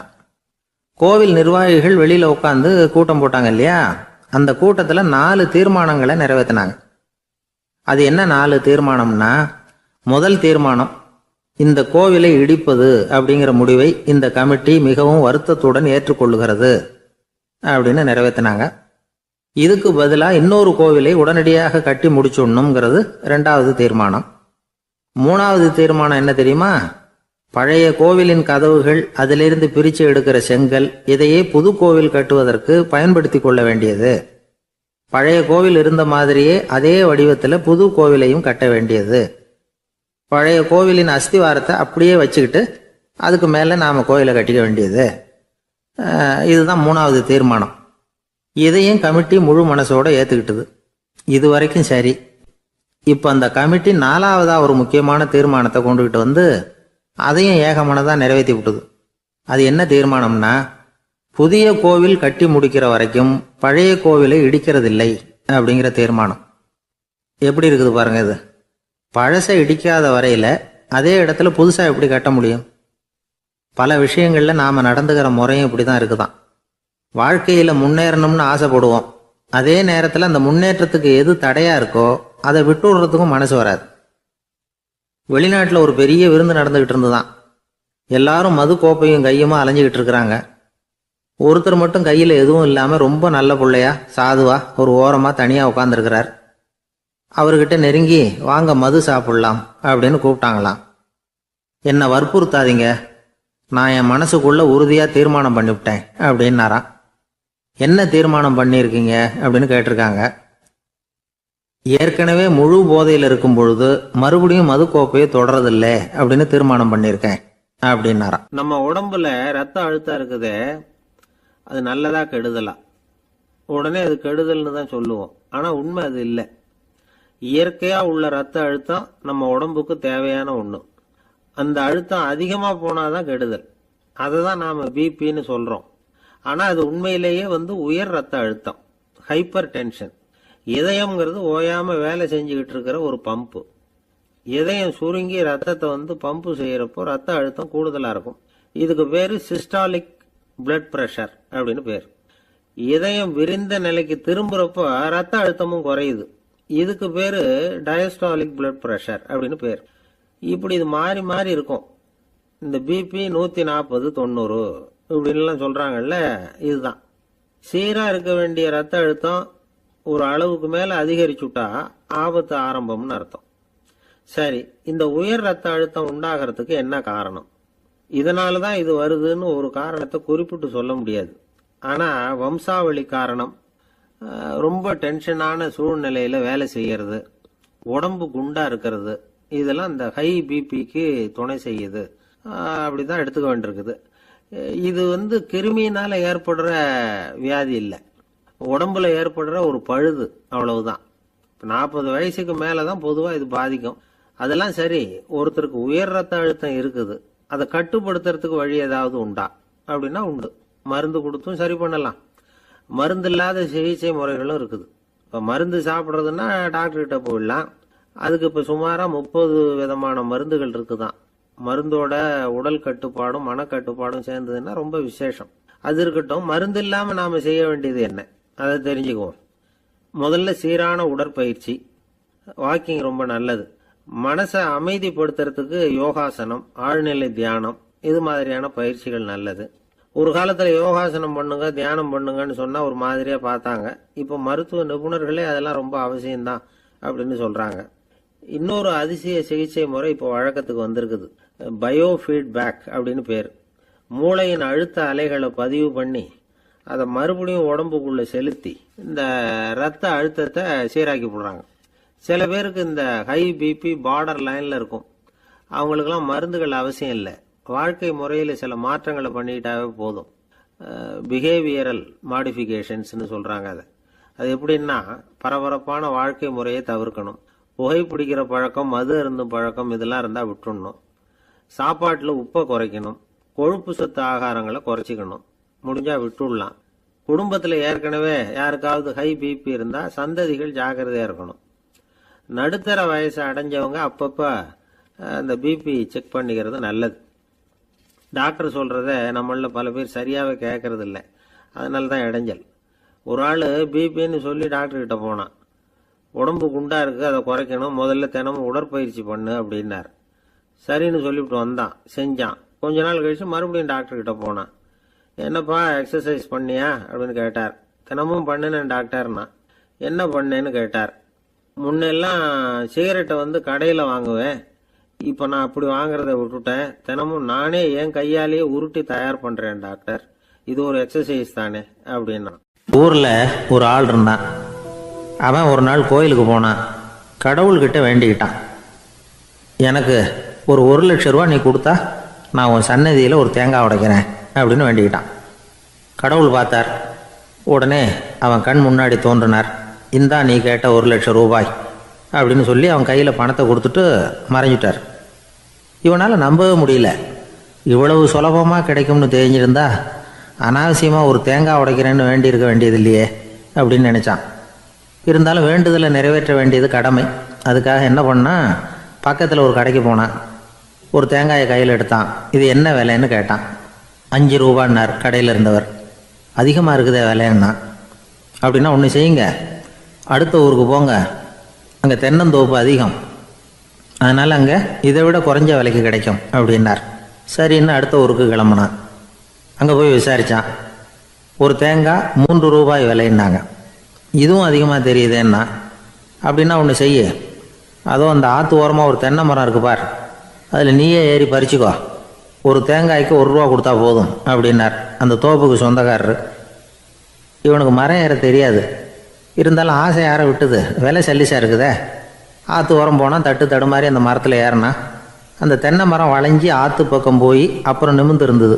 அதாவது மரத்தின் உச்சி சரியாக ஆற்றுக்கு நடுவில் இருந்தது. ஆற்றுல வெள்ளம் கரை புரண்டு ஓடிக்கிட்டு இருக்கு. இவன் கடவுள் கொடுத்த 1,00,000 ரூபாயை மடியில் வச்சு இறுக்கி கட்டிக்கிட்டான். உச்சிக்கு போய் காய் பறிக்கிற சமயத்தில் காற்றும் மழையும் பலமாக கலந்து அடிக்க ஆரம்பிச்சுட்டுது. கால் வழுக்கி விட்டுட்டுது. இவன் சடார்னு ஒரு தென்னை மட்டையை பிடிச்சிக்கிட்டு தொங்க ஆரம்பிச்சிட்டான். கீழே பயங்கரமான வெள்ளம். மடியில் 1,00,000 ரூபா பணம். என்ன செய்யறதுன்னு தவிக்கிறான். இந்த சமயம் கரையில் ஒரு யானை பாகன் யானையை குளிப்பாட்டிக்கிட்டு இருக்கிறான். அது அவன் கண்ணில் பட்டுது. ஐயா ஒரு உதவின்னு கத்துனான். அவன் என்ன செய்யணும்னு கேட்டான். உன் யானையை மெதுவாக இங்கே அழைச்சிட்டு வா, எனக்கு நேராக கீழே நிறுத்து, என் காலை பிடிச்சி மெதுவாக கீழே இறக்கி விட்டுரு, என் மடியில் இருக்கிற பணத்தில் உனக்கு 10,000 ரூபா தரேன் அப்படின்னா. அவன் பார்த்தான். காலை கையை பிடிச்சா கூட எவனும் இந்த காலத்தில் 10 ரூபாய்க்கு மேலே தரமாட்டேங்கிறான். இவன் காலை பிடிச்சா 10,000 தர்றேங்கிறான் அப்படின்னு யோசனை பண்ணான். உடனே யானையை கொண்டுட்டு போனான். அவனுக்கு நேராக கீழே நிறுத்தினான். அவன் காலை பிடிச்சான். அவ்வளவுதான். அந்த நேரம் பார்த்து யானை மெதுவாக நடந்து அப்பால் போட்டுது. இப்போ யானை பாகன் அவன் காலை கெட்டியாக பிடிச்சிக்கிட்டு தொங்குறான். பரிதாபமாக மேலே பார்க்குறான். அவன் மட்டையை பிடிச்சிக்கிட்டு தொங்குறான். இப்போ யானை பாகன் சொல்கிறான், தம்பி மட்டையை விட்டுறாத, கெட்டியாக பிடிச்சிக்கோ, நான் உனக்கு 10,000 ரூபா தரேன், இதோ மடியில் தான் வச்சுருக்கேன்னா. மேலே தொங்குறவனுக்கு இந்த நிலைமையிலேயும் ஒரு சந்தோஷம், மேற்கொண்டு ஒரு 10,000 ரூபா நமக்கு கிடைக்கும் போல இருக்கே அப்படின்னு. இந்த சமயத்தில் ஒருத்தன் ஒட்டகத்தை ஓட்டிகிட்டு வந்தான் அந்த பக்கமாக குளிப்பாட்டுறதுக்கு. யானை பாகம் பார்த்துட்டான். ஐயா ஒட்டகக்காரரே, அதை இங்கே கொண்டுட்டு வா, எங்கள் காலை பிடிச்சி பத்திரமா இறக்கி விடு, நாங்கள் பணம் கொடுக்குறோம்னா. அவனும் பணத்துக்கு ஆசைப்பட்டு வந்தான். அவன் காலை பிடிக்கிற சமயம் ஒட்டகமும் நழுவி போட்டுது. இப்போ 3 பேருமே வரிசையாக தொங்குறாங்க. ஒட்டகக்காரன் கத்துறான், தம்பி மட்டையை விட்டுறாத, கெட்டியாக பிடிச்சிக்கோ, நான் என் மடியில் இருக்கிற 5,000 உனக்கு தந்துடுறேன்னா. மேலே தொங்குறவனுக்கு இன்னமும் சந்தோஷம், இவனும் பணம் தர்றேங்கிறான். அப்படின்னா இன்றைக்கி நமக்கு மொத்த பண வரவு எவ்வளவு அப்படின்னு ஒவ்வொன்றா கூட்டி பார்க்க ஆரம்பித்தான். மனக்கணக்கு சரியாக வரல. அதனால் அப்படியே விரலை விட்டு எண்ண ஆரம்பித்தான். அவ்வளவுதான். மட்டையை விட்டுட்டு கை நழுவி வந்துட்டுது. 3 பேரும் பொத்துன்னு ஆற்றுல விழுந்தாங்க. படாத பாடுபட்டு தட்டு தடுமாறி கரைக்கு வந்து சேர்ந்தாங்க. 3 பேர் மடியில் இருந்த பணமும் ஆத்தோட போட்டுது.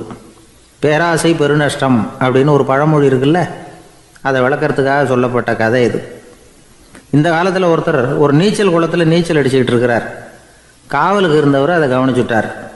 கரையிலேருந்து சத்தம் போட்டாராம், இதோ பாருங்க, இங்கே ராத்திரி 8 மணிக்கு மேலே நீச்சல் அடிக்கிறது சட்டப்படி குற்றம், அதுக்கு அனுமதி கிடையாது, தெரியாதா உங்களுக்கு அப்படின்னாராம். இதுக்கு அவரு, ஐயையோ நான் நீச்சல் அடிக்க வந்தவன் இல்லைங்க, சும்மா சுற்றி பார்க்க வந்தவன், தடுமாறி குளத்தில் விழுந்துட்டேன், நீச்சல் தெரியாது, அதனால் தத்தளிச்சுக்கிட்டு இருக்கிறேன் அப்படின்னு கத்துனாராம்.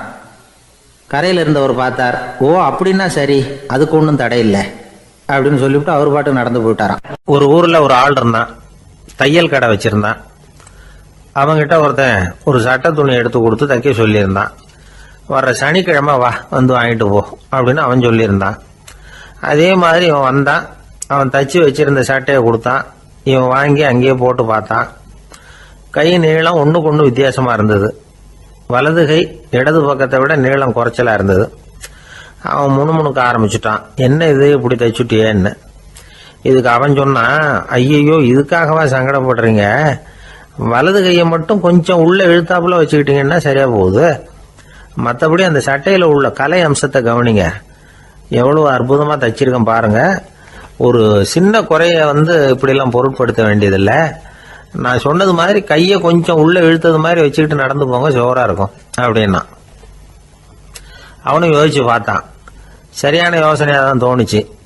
கொஞ்சம் முயற்சி பண்ணி வலது கையை கொஞ்சம் உள்ள இழுத்து சட்டை சரியா இருக்கிறது மாதிரி பண்ணிக்கிட்டான். இப்போ மறுபடியும் ஒரு பிரச்சனை. வலது கையை உள்ள இழுத்த மாதிரி அப்படியே வச்சுக்கிட்டதும் முதுகு பக்கம் கொஞ்சம் துணி தளர்த்தியா தொங்குறது மாதிரி தெரிஞ்சது.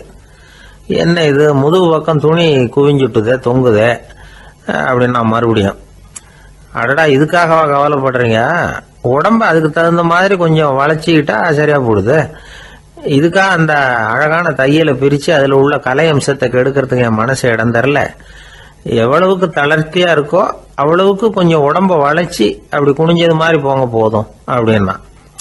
அதுவும் நல்ல யோசனையாக தான் பட்டுது இவனுக்கு. சரின்னு சொல்லிவிட்டு புறப்பட்டான். தெருவில் இறங்கினான். கையை கொஞ்சம் உள்ள இழுத்தான், உடம்ப கொஞ்சம் முன்னால வளைச்சான், சட்டைக்கு தகுந்த மாதிரி உடம்ப பண்ணிக்கிட்டான், மெதுவா நடந்து போறான். இப்போ எதிரில் இன்னொருத்தன் வரான். இவனை பார்க்கறான். இவன் போட்டிருக்கிற சட்டையை பார்க்கறான். ஆஹா அற்புதம்ங்கிறான். சும்மா சொல்லக்கூடாது, ரொம்ப நல்லா இருக்கு, நிச்சயமா இது இந்த ஊர் மேல தெருவில் இருக்கிற ஒருத்தன் இருக்கானே அவன் தைச்சதா தான் இருக்கணும் அப்படின்னா. இதை கேட்டதும் அவனுக்கு ஆச்சரியம். எப்படி அவ்வளவு கரெக்டா கண்டுபிடிச்சிங்க அப்படின்னு கேட்டிருக்கான். இதுக்கு அந்த வழிபோக்கன்னு சொன்னானா, அவன் ரொம்ப கெட்டிக்காரன், உங்களை மாதிரி உடம்பும் கையும் வளைஞ்சு போன ஒரு ஆசாமிக்கு அவனை தவிர வேற யாராலேயும் இவ்வளவு பொருத்தமான ஒரு சட்டையை தைக்க முடியாது அப்படின்னானா. பாருங்க, அவனுக்காக இவன் அனுசரிக்க போய் இவனோட நிலைமை எப்படி ஆயிடுது பாருங்க. இதே மாதிரி தான் சில சடங்குகளும் சம்பிரதாயங்களும் நம்மளை கோமாளி ஆக்கி விட்டுரும். எதுவா இருந்தாலும் அதுல அறிவுபூர்வமான அணுகுமுறை அவசியம். ஒரு நர்ஸ் அவசரமா ஓடி டாக்டர் கிட்ட சொல்லிச்சான், டாக்டர் ஒரு தப்பு நடந்து போச்சு, 10ஆம் நம்பர் பெட்ல இருக்கிற பேஷண்ட்டுக்கு காலில் ஆபரேஷன் பண்றதுக்கு பதிலாக கையில் ஆபரேஷன் பண்ணி விட்டீங்க, கை ஆபரேஷன் பண்ணிக்க வேண்டிய ஆள் 7ஆம் நம்பர் பெட்ல இருக்கார் அப்படின்னு தான். அதுக்கு ஒரு பதட்டப்படாம சொன்னாராம், பரவாயில்ல இவரை தூக்கி 7ஆம் நம்பர் பெட்ல போட்டுரு அப்படின்னாராம். ஒரு ஊர்ல ஒரு பெரியவர் இருந்தார். அவர் ஒரு குரு. அவர் தொடர்ந்து தியான கூட்டங்கள் நடத்துவார். அந்த கூட்டத்தில் கலந்துக்கிறதுக்காக பல ஊர்கள்ல இருந்து சீடர்கள் நிறைய பேர் வருவாங்க போவாங்க. ஒரு நாள் அங்கே கூட்டம் நடந்துகிட்டு இருக்குது. அந்த சமயத்தில் சீடர்களில் ஒருத்தன் என்னத்தையே திருடி விட்டான். மற்ற சீடர்கள் அதை கவனிச்சுட்டாங்க. இவன் ஆப்பிட்டுக்கிட்டான். கூட்டம் முடிஞ்ச பிற்பாடு இவன் திருடின விஷயத்தை அந்த பெரியவர்கிட்ட போய் சொன்னாங்களாம். அவர் கவனத்துக்கு கொண்டுகிட்டு போனாங்க. ஆனால் அவர் இதை காதிலே போட்டுக்கல, கண்டுக்கவே இல்லை. போய் சொன்ன சீடர்களுக்கெல்லாம் ஏமாத்தமாக போயிட்டுது. என்ன இது, இவ்வளவு தூரம் நாம் கண்டுபிடிச்சி போய் சொல்கிறோம், அவர் கண்டுக்கவே மாட்டேங்கிறாரே அப்படின்னு ஒரு மாதிரி ஆயிட்டாங்க. இருந்தாலும் அதை பற்றி ஒன்றுமே சொல்லிக்கல, பேசாமல் இருந்துட்டாங்க. கொஞ்ச நாள் ஆச்சு. அதே ஆள் மறுபடியும் ஒரு திருட்டில் மாட்டிக்கிட்டான். சீடர்கள் மறுபடியும் அந்த குரு கிட்ட விஷயத்த சொன்னாங்க. அவர் அப்பவும் வழக்கம் போல சும்மாவே இருந்துட்டார். இவர் இப்படி இருக்கிறத பார்த்ததும் அந்த சீடர்களுக்கு கோபம் வந்துட்டுது. உடனே அந்த சீடர்கள்லாம் ஒன்று கூடி பேசினாங்களாம். எல்லாருமா சேர்ந்து ஒரு விண்ணப்பம் தயார் பண்ணாங்க. அதை குருநாதர்கிட்ட கொண்டுட்டு போய் கொடுத்தாங்க. அந்த விண்ணப்பத்தில் இவங்க என்ன எழுதியிருக்கிறாங்க தெரியுமா? குருநாதர் அவர்களே, உடனே திருடனவன் மீது சட்ட நடவடிக்கை எடுக்கணும். நீங்கள் அப்படி அவனை இங்கே சேர்க்கக்கூடாது. நீங்கள் சேர்த்தீங்கன்னா நாங்கள் இங்கே இருக்கிறத பற்றி யோசிக்க ஆரம்பிச்சிருவோம். அவனை இந்த மடத்தை விட்டே துரத்தி பண்ணணும். நீங்கள் அவனை வெளியில் அனுப்புங்க, இல்லைன்னா நாங்கள் அத்தனை பேரும் வெளியில் போயிடுறோம். இப்படி தான் அந்த விண்ணப்பத்தில் எழுதியிருக்கிறாங்க. குரு அந்த விண்ணப்பத்தை வாங்கி படித்து பார்த்தார். அதுக்கப்புறம் அதை எழுதின அத்தனை பேரையும் கூப்பிட்டாரு. எல்லாரும் இப்படி வாங்கன்னாரு. வந்தாங்க. இப்படி என் எதிரில் உட்காருங்கன்னார். உட்காந்தாங்க. அப்புறம் சொன்னார், இதை பாருப்பா, நீங்கள் எல்லாரும் புத்திசாலிகள். உங்களுக்கு எது நல்லது எது கெட்டதுங்கிறது நல்லா தெரியும். நீங்கள் மேற்கொண்டு ஏதாவது படிக்கணும்னு நினச்சா வேறு எங்கே வேணும்னாலும் போகலாம். அதுக்கு நான் தடை சொல்ல மாட்டேன். ஆனால் உங்களால் குற்றம் சாட்டப்பட்ட அவன் இருக்கானே, அவன் எப்படின்னா அவனுக்கு எது நல்லது எது கெட்டதுங்கிறதெல்லாம் தெரியாது. அதனால தான் திருடுறான். நீங்கள் சொல்கிறது மாதிரி அவனை அடித்து துரத்தி விடுறோம்னு வச்சுங்க, அவனுக்கு எப்படி நல்லது கெட்டது தெரியும்? அவனுக்கு அதை யார் சொல்லி கொடுக்கறது? அதனால் இங்கேயே இருக்கட்டும், அதுதான் சரி. இதுக்காக நீங்கள் எல்லாரும் என்னை விட்டுட்டு போனாலும் சரி, அவனை நான் விரட்ட மாட்டேன் அப்படின்னு விட்டாரான். இவ்வளவையும் திருடனை அந்த சீடன் கேட்டுக்கிட்டே இருந்திருக்கான். அவன் கண்களில் கண்ணீர். அப்படியே எழுந்திரிச்சு வந்தான். குரு காலில் விழுந்தான். அவன் கண்ணீரில் அவனது தீமை கழுவப்பட்டது அப்படிம்பாங்க. அதாவது சீடர்களுக்கு அந்த குருவோட பெருமை அப்போ தான் புரிஞ்சுதான்.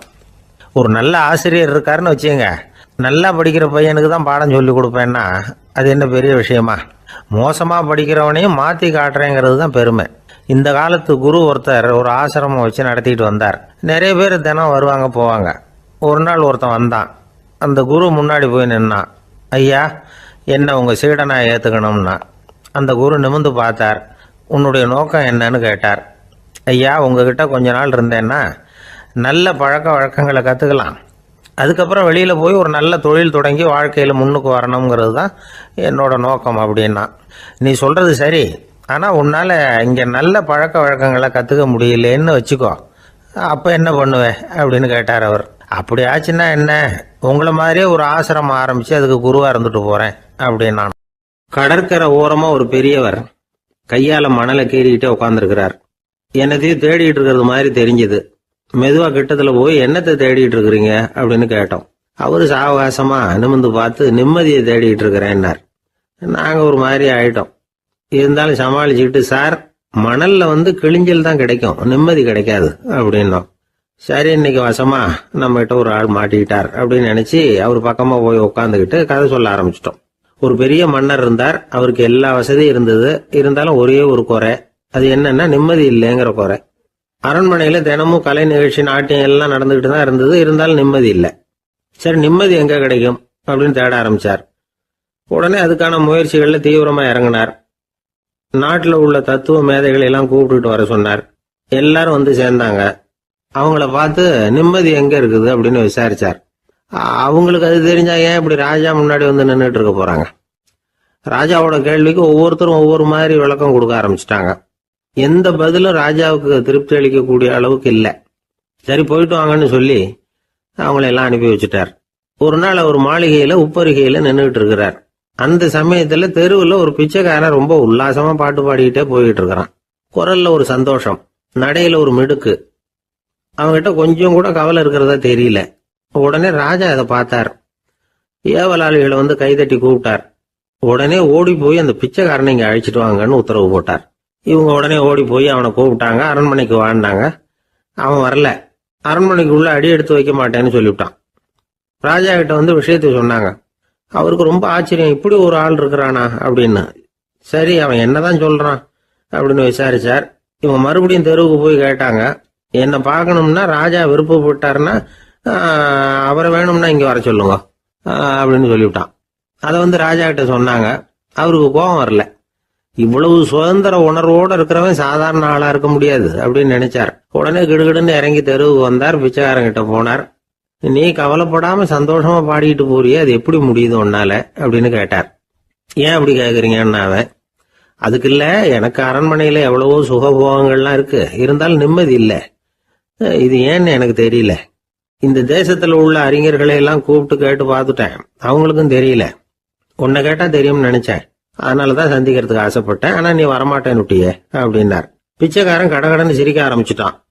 மகிழ்ச்சிக்கும் உங்களுக்கும் தடையா இருக்கிறது இந்த மாளிகை தான். இதை விட்டுட்டு வெளியில வந்துட்டா நிம்மதி தேடிட்டு வந்துரும்னா. நான் அரசன், எனக்குன்னு கடமைகள் இருக்கு, அதையெல்லாம் விட்டுட்டு எப்படி வர முடியும்னார் ராஜா. ரெண்டும் ஒரே நேரத்துல கிடைக்கணுங்கிறது முடியாத காரியம். உங்க சுகபோகத்துக்கு விலையாதான் உங்க நிம்மதியை கொடுத்துக்கிட்டு இருக்கிறீங்க. என்ன பாருங்க, என்கிட்ட எதுவும் இல்லை, அதனால எதுவும் போயிடுமோங்கிற பயமும் இல்லை, நிம்மதியா இருக்கிறேன் அப்படின்னா அவன். ராஜா உடனே சந்தோஷப்பட்டு தன்னுடைய மேலங்கியை எடுத்து அவனுக்கு பரிசா கொடுத்தாராம். அவன் சிரிச்சுக்கிட்டே அதை வாங்க மாட்டேன்னு விட்டானான். இதை நீங்க எனக்கு கொடுக்கறதுனால எந்த பயனும் இல்லை, அதே நேரத்துல அதை வாங்கிக்கிட்டேன்னா அடுத்த வினாடியிலிருந்து அதை எப்படி காப்பாத்துறதுங்கிற கவலை எனக்கு வந்து சேர்ந்துடும், அப்புறம் தூக்கம் வராது, நிம்மதி போயிடும் அப்படின்னானா. சொல்லிவிட்டு அவன் பாட்டுக்கு சந்தோஷமா பாடிக்கிட்டே போயிட்டான். நிம்மதி எங்க இருக்குங்கிறதையும் ராஜா தெரிஞ்சுக்கிட்டார். அந்த இடத்துக்கு தன்னால போக முடியாதுங்கிறதையும் அவர் புரிஞ்சுக்கிட்டார். இப்படி இந்த கதைய அந்த கடற்கரையில மணலை கீறிக்கிட்டே உட்கார்ந்துருந்தார அந்த பெரியவர்கிட்ட சொல்லி முடிச்சோம். அவர் முகத்துல ஒரு தெளிவு தெரிஞ்சது. எங்களை நிமிர்ந்து பார்த்தார். ரொம்ப நன்றிங்க, இப்ப எனக்கு தெரிஞ்சு போச்சு, நிம்மதி வேணும்னா அதுக்கு என்ன பண்ணணும்னு இப்ப நல்லா புரிஞ்சுக்கிட்டேன் அப்படின்னார். என்ன புரிஞ்சுக்கிட்டீங்கன்னு கேட்டோம். இனிமே இந்த பக்கம் வந்தா உங்க கண்ணுல படாத இடமா பார்த்து உட்காரணும்னு புரிஞ்சுக்கிட்டேன் அப்படின்னார். தான் மட்டும் வாழ்ந்தா போதும் அப்படின்னு நினைக்கிறவங்க உண்டு, தானும் வாழணும் அடுத்தவங்களும் வாழணும் அப்படின்னு நினைக்கிறவங்களும் உண்டு. முதல்ல சொன்ன வகையை சேர்ந்த மனிதர்கள் எப்படி தெரியுமா? எப்படியாவது தான் மட்டும் வாழ்ந்தால் போதுங்கிற நினைப்பு தான் எப்பவும் அவங்களுக்கு இருக்கும். தங்களுடைய வளர்ச்சிக்கு எது தடையா இருந்தாலும் சரி, யார் தடையா இருந்தாலும் சரி, அதை அழிச்சுட்டு தான் மறுவேலை பார்ப்பாங்க. அவங்கெல்லாம் பாவ காரியங்களுக்கு தயங்குறதே இல்லை. அப்படிப்பட்ட வாழ்க்கை அவங்களுக்கே இடைஞ்சல அமைஞ்சு விடுறது உண்டு. அதை விளக்கறதுக்கு ஒரு கதையும் உண்டு. ஒரு ஊர்ல அப்படிப்பட்ட ஆள் ஒருத்தன் இருந்திருக்கான். நிறைய பாவங்களை செஞ்சவன். அதன் காரணமா நரகப்படுகொழியில விழுந்துட்டான். நரகப்படுகொழிங்கிறது ஒரு பெரிய கிணறு மாதிரி. ஏற்கனவே பாவம் செஞ்சவங்க நிறைய பேர் அதுல விழுந்து கிடக்குறாங்க. உள்ள ஏகப்பட்ட சத்தம், எல்லாம் அந்த பாவாத்மாக்கள் போடுற சத்தம். இப்போ விழுந்தானே இவனும் சத்தம் போட்டான். இவன் போடுற சத்தம் கொஞ்சம் அதிகமா கேட்டுது. இந்த கிணத்துக்கு பக்கத்துல புத்தர் உட்கார்ந்துருக்கிறார். அவர் காதுல இவன் போடுற சத்தம் விழுந்தது. உடனே அந்த கிணத்தடிக்கு போனார். குனிஞ்சு பார்த்தார். சாமி என்னை காப்பாத்துங்க அப்படின்னு கத்தனா இவன். புத்தர் அவனை கொஞ்சம் கவனிச்சு பார்த்தார். மனித சமுதாயத்துக்கு அவன் என்னென்ன கெடுதல் பண்ணியிருக்கிறாங்கிற விவரம்லாம் அவர் மனக்கண்ணில் தெரிஞ்சது. அவருக்கு எல்லாம் புரிஞ்சு போச்சு. இருந்தாலும் அவனை காப்பாத்துறதுக்கு ஏதாவது வழி உண்டா அப்படின்னு யோசிச்சார். அவன் தன்னுடைய வாழ்நாளில் ஏதாவது நல்லது செஞ்சிருக்கானா அப்படின்னு பார்த்தார். ஒரே ஒரு சமயம் அவன் தன்னுடைய காலடியில மிதிபட இருந்த சிலந்தியை மிதிக்காமல் தாண்டி போயிருக்கிறான். இந்த ஒரு காரியத்துக்காக அவனை கரையேற்ற முடியுமா அப்படின்னு நினைச்சார். அவ்வளவுதான். உடனே அவர் கையில ஒரு சிலந்தி வந்து உட்காந்துதான். அதுகிட்ட இருந்து நூல் இழை வெளிவர ஆரம்பிச்சது. அந்த நூல் இழை கிணற்று ஆழம் வரைக்கும் அப்படியே நீண்டுகிட்டே போச்சான். புத்தர் பார்த்தார். இந்த நூலை பிடிச்சிக்கிட்டு மேலே ஏறி வா அப்படின்னார். என்னங்க சொல்றீங்க, இந்த சிலந்தி நூல் என்ன தாங்குமான்னு கத்தனான். எல்லாம் தாங்கும், அதை பிடிச்சிக்கிட்டு ஏறி வா அப்படின்னார். சந்தேகத்தோடவே அவன் அந்த நூல் இழைய பிடிச்சி இழுத்து பார்த்தான். ரொம்ப வலுவா இருந்தது. அவனுக்கு ஆச்சரியம். அதை பிடிச்சிக்கிட்டே மெதுவா மேலே ஏறி வர ஆரம்பிச்சுட்டான். பாதி தூரம் ஏறி வந்திருப்பான். அப்போ அவன் காலுக்கு கீழே ஏதோ சத்தம். என்னன்னு குனிஞ்சு பார்க்கறான். கீழே கிடந்தவங்க சில பேரும் அந்த நூலை பிடிச்சி மேலே வந்துகிட்டு இருக்கிறாங்க. இவனுக்கு கோபம் வந்துட்டுது. தன்னுடைய இடுப்புல வச்சிருந்த கத்தியை எடுத்து தன்னுடைய காலுக்கு கீழே நூல் இழையை அப்படியே வெட்டி விட்டுட்டான். இனிமே நாம மட்டும்தான் மேலே ஏறி வந்துடணும் அப்படின்னு நினைச்சுக்கிட்டான். ஆனா நடந்தது என்ன தெரியுமா? மொத்த நூல் இழையும் அப்படியே அருந்து கீழே விழுந்துட்டுது. அவனும் பொத்துன்னு கீழே விழுந்துட்டான். மறுபடியும் கத்த ஆரம்பிச்சுட்டான். ஏற்கனவே அவன் செஞ்சிருந்த ஒரு சிறு கருணை அந்த நூல் இழைக்கு உறுதியை கொடுத்தது. இப்போ அவன் செஞ்ச பாவம் அந்த நூல் இழைய வலுவிழக்க செஞ்சுட்டுது. அடுத்தவங்களும் வாழணுங்கிற எண்ணம் அவனுக்கு இருந்திருந்தா இப்போ அவனும் கரையேறி வந்திருப்பான், மற்றவங்களும் சௌக்கியமா வந்து சேர்ந்திருப்பாங்க. அதனால நாமும் வாழணும் அடுத்தவங்களும் வாழணும் அப்படின்னு நினைக்கிறவன் வாழ்க்கையில சீக்கிரம் முன்னுக்கு வந்துடுவான். ஒருத்தன் ஒரு டாக்டர் கிட்ட போனான். மருந்து வாங்கினான். வாங்கி கொண்டாந்து பேசாம வச்சுட்டான், சாப்பிடல. அப்புறம் எதுக்காகப்பா போய் அவர்கிட்ட மருந்து வாங்கினேன் அப்படின்னு கேட்டாங்க. டாக்டர் வாழணும் இல்லையா, அதனாலதான் அப்படின்னா. அவர் கொடுத்த மருந்து நீ ஏன் சாப்பிடல அப்புறம் அப்படின்னு கேட்டாங்க. நான் வாழணும் இல்லையா, அதுக்காக தான் அப்படின்னா. ஒரு சன்னியாசி அவர் ஒரு நாள் ஒரு கனவு கண்டாராம். அந்த கனவுல அவர் சொர்க்கத்துக்கு போறார். அங்கே ஒரு பெரிய திருவிழா நடந்துகிட்டு இருக்குது. எங்கே பார்த்தாலும் அலங்கார வளைவுகள், வண்ணமயமான விளக்குகள், பாதைகள் பூரா மலர்கள், எல்லா கட்டடங்களும் ஒளிமயம். அவ்வளவு கோலாகலமாக பிரம்மாண்டமாக அந்த திருவிழா நடந்துகிட்டு இருக்குது. அது என்ன திருவிழாங்கிறது இந்த சன்னியாசிக்கு புரியல. அங்கே எதிரில் வந்துக்கிட்டு இருந்த ஒருத்தரை நிறுத்தி, என்ன விசேஷம் இங்கே அப்படின்னு விசாரிச்சாராம். உனக்கு தெரியாத விஷயம், இன்னைக்கு இறைவனுக்கு பிறந்த நாள், அதை தான் எல்லாரும் சேர்ந்து கொண்டாடுறோம். இதுக்காக பிரம்மாண்டமான ஊர்வலம் ஒன்று வரப்போகுது. இறைவனே அந்த ஊர்வலத்தில் கலந்துக்கிறார் அப்படின்னார் அவர். உடனே அந்த சன்னியாசி ஒரு மரத்து நிழலில் ஒதுங்கி நின்றுக்கிட்டார். ஊர்வலம் வந்துக்கிட்டு இருக்குது. முதல்ல ஒரு குதிரை வந்துக்கிட்டு இருக்கு. அது மேலே ஒருத்தர் உட்காந்துருக்கிறார். அவருக்கு பின்னாடி நிறைய பேர் கூட்டமாக வந்துக்கிட்டு இருக்கிறாங்க. இவ்வளவு கூட்டம் இவர் பின்னாடி வருதே, யார் இவர் அப்படின்னு கேட்டார். ஒரு மதத்தின் பெயரை சொல்லி, இவர் அந்த மதத்தின் தலைவர், அவரை பின்பற்றுகிற மக்கள் கூட்டம் பின்னாடி வந்துக்கிட்டு இருக்குது அப்படின்னு விவரம் சொல்லியிருக்கிறாங்க. இவங்களுக்கு அடுத்தபடியா இன்னொரு குதிரையில் ஒருத்தர் வந்துக்கிட்டு இருக்கிறார். அவருக்கு பின்னாடி ஏகப்பட்ட கூட்டம். இவர் யாருங்க அப்படின்னு கேட்டிருக்கார் சன்னியாசி.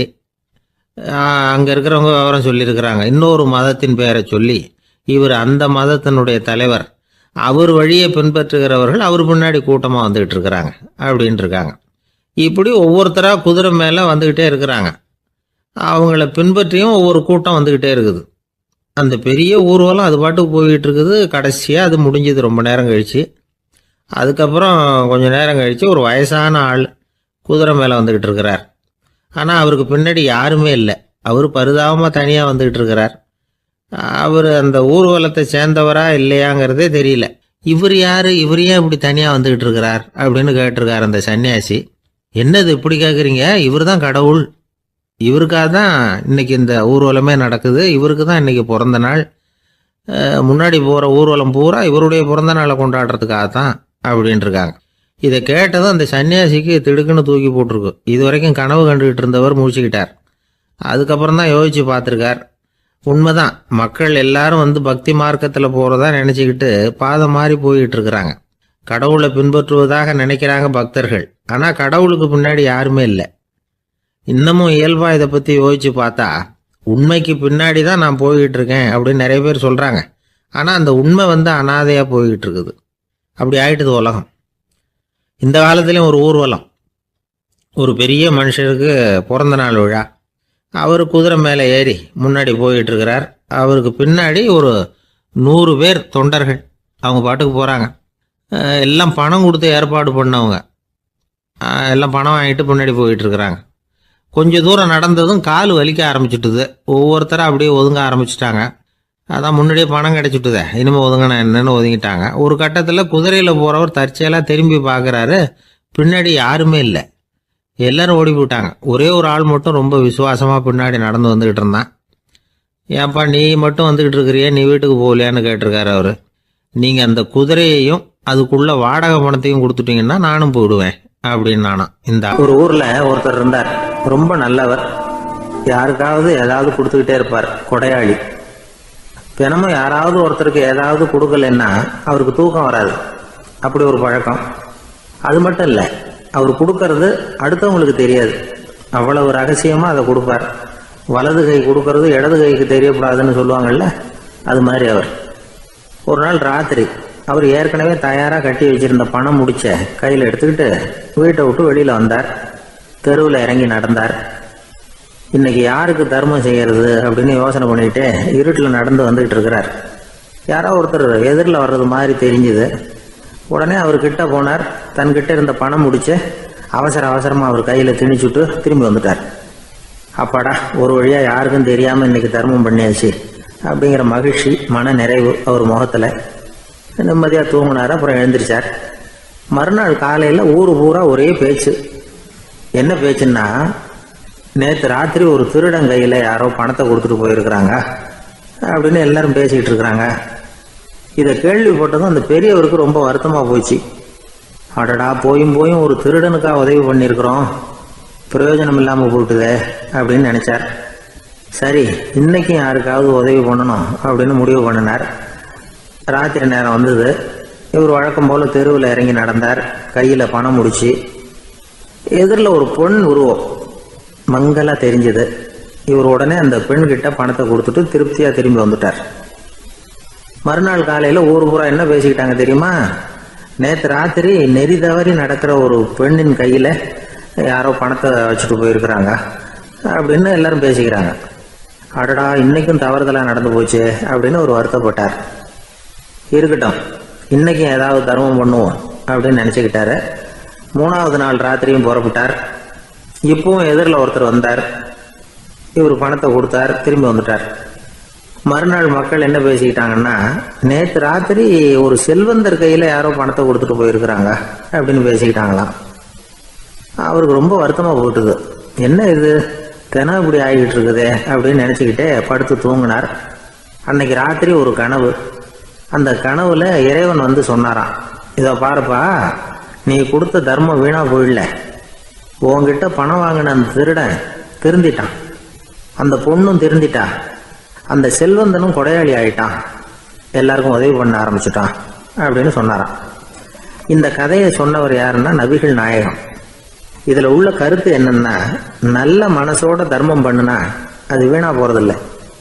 இன்னொரு கருத்து, தர்மம் வந்து தன்னை மட்டுமல்ல அடுத்தவங்களையும் தீமையிலிருந்து காப்பாற்றும்.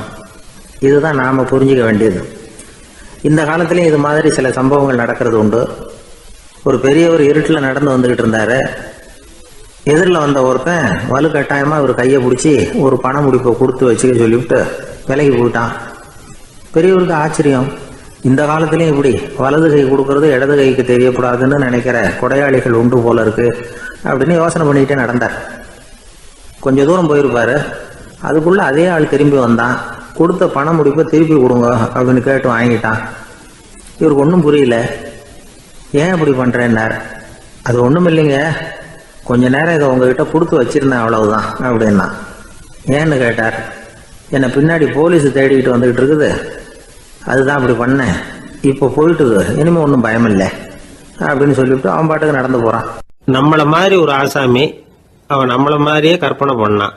அதாவது நாம தான் இந்த உலகத்துல ரொம்பவும் கஷ்டப்படுறோம், மற்றவங்க எல்லாம் சந்தோஷமா இருக்கிறாங்க அப்படின்னு அவன் நினைச்சுக்கிட்டான்.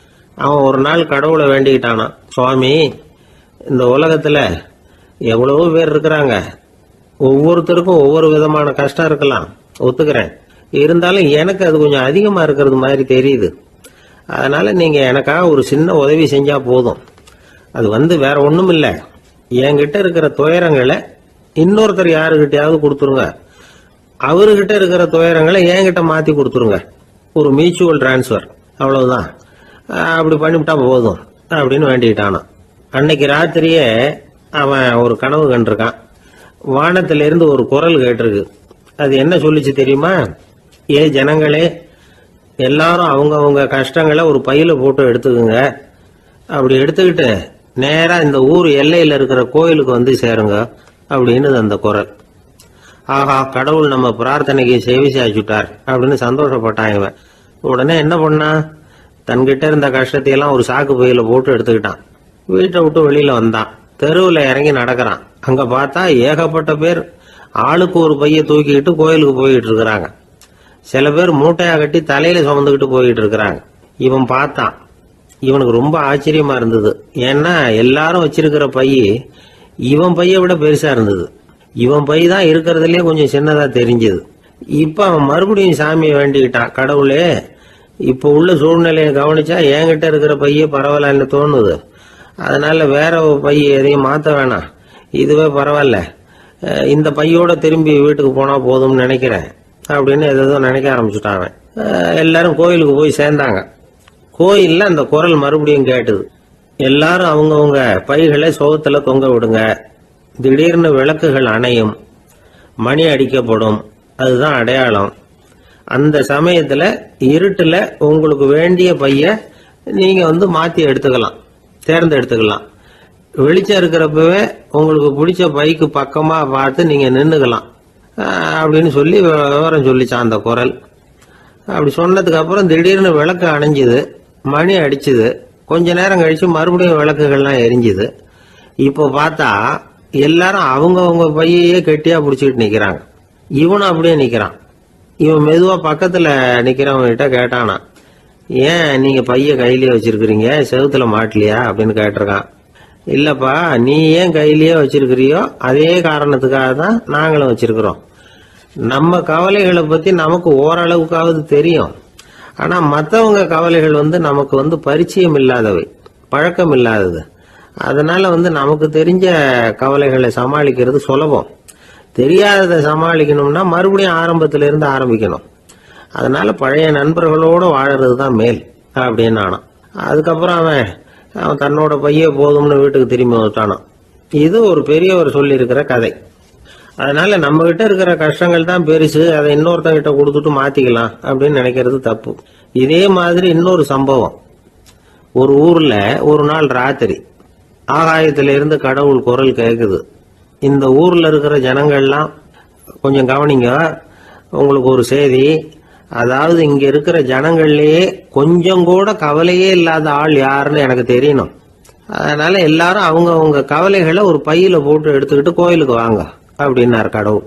உடனே வரிசையா எல்லாரும் வர ஆரம்பிச்சாங்க. எல்லார் கையிலயும் பை இருந்தது, சின்னதும் பெருசுமா. கவலையே இல்லாத ஆள் யாருன்னு தேடினார் கடவுள். ஒரே ஒரு ஆள் மட்டும் கையில எதுவும் இல்லாம வெறும் கையை வீசிக்கிட்டு ரொம்ப ஜாலியா நடந்து வந்துகிட்டு இருந்தான். கடவுள் அவங்க கிட்ட போனார். ஏப்பா, உனக்கு கவலையே இல்லையா அப்படின்னு கேட்டார். எனக்கும் சில கவலைகள்லாம் உண்டு அப்படின்னு அவன். எங்க அதெல்லாம்னு கேட்டிருக்காரு கடவுள். பின்னாடி லாரியில வந்துகிட்டு இருக்கு அப்படின்னு அவன். ஒரு காட்டுல ஒரு நரி இருந்தது. ஒரு நாள் காலை நேரம் அது தன்னுடைய இருப்பிடத்திலிருந்து வெளியில வந்தது. கொஞ்ச தூரம் நடந்து வந்தது. அப்பதான் அது தன்னோட நிழலை கவனிச்சு பார்த்தது. பார்த்தா அது ரொம்ப நீளமா பெருசா இருக்குது. காலை நேரத்துல நிழல் அப்படித்தானே இருக்கும். ஆனா அந்த நரிக்கு அந்த விஷயம் தெரியல. தன்னுடைய நீண்ட பெரிய நிழலை பார்த்து ஆச்சரியப்பட்டது. ஆஹா, நாம இவ்வளவு பெருசாவா இருக்கிறோம் அப்படின்னா என்னுடைய காலை சாப்பாட்டுக்கு ஒரு யானை இல்லைன்னா ஒரு ஒட்டகம் கிடைச்சாதான் சரியா இருக்கும் போல இருக்கு அப்படின்னு முடிவு பண்ணிக்கிட்டது. உடனே ஒரு யானை அல்லது ஒட்டகத்தை தேடி அலைஞ்சது, எங்க கிடைக்கும்னு. கிடைக்கவே இல்லை. மத்தியானம் 12 மணி ஆயிட்டுது. பசியோட அலையுது. இப்ப தன்னோட நிழலை பார்த்தது. அது மத்தியான நிழல் எப்படி இருக்கும், அது ரொம்பவும் குறுகி போய் தெரிஞ்சுது. உடனே அந்த நரி என்ன நினைச்சுக்கிட்டு தான் தெரியுமா, காலை ஆகாரம் சாப்பிடாததுனால நம்ம உடம்பு இப்படி அழிச்சு போட்டுதே அப்படின்னு நினைச்சுக்கிட்டு தான். கொஞ்ச நேரம் கழிச்சு மறுபடியும் தன்னுடைய நிழலை பார்க்குது. அது இன்னமும் குறுகி போய் காலடியிலேயே வந்துட்டுது. அதுக்கு பயமா போயிடுது. ஐயையோ, இன்னும் கொஞ்ச நேரத்துல நாம இறந்துருவோம் போல இருக்க. இப்ப என்ன செய்யறது? இந்த சமயத்துல ஒரு எறும்பு கிடைச்சா கூட போதும், அதை நம்ம காலை ஆகாரமா நினைச்சு சாப்பிட்டுள்ளாமே அப்படின்னு நினைச்சுதான். நம்முடைய நிழல் கூட நம்மள மாதிரியே தான் அடிக்கடி மாறிக்கிட்டே தான் இருக்குது. அது எப்பவும் ஒரே மாதிரி இருக்கிறது இல்ல. மனிதனுக்கு ஏற்படுகிற தன்முனைப்பு இருக்கு பாருங்க, ஈகோ, அது கூட ஒரு நிழல் மாதிரி தானா. அப்படி நினைக்க ஆரம்பிச்சுட்டா அதனால ஏதும் பிரச்சனை வராதான்.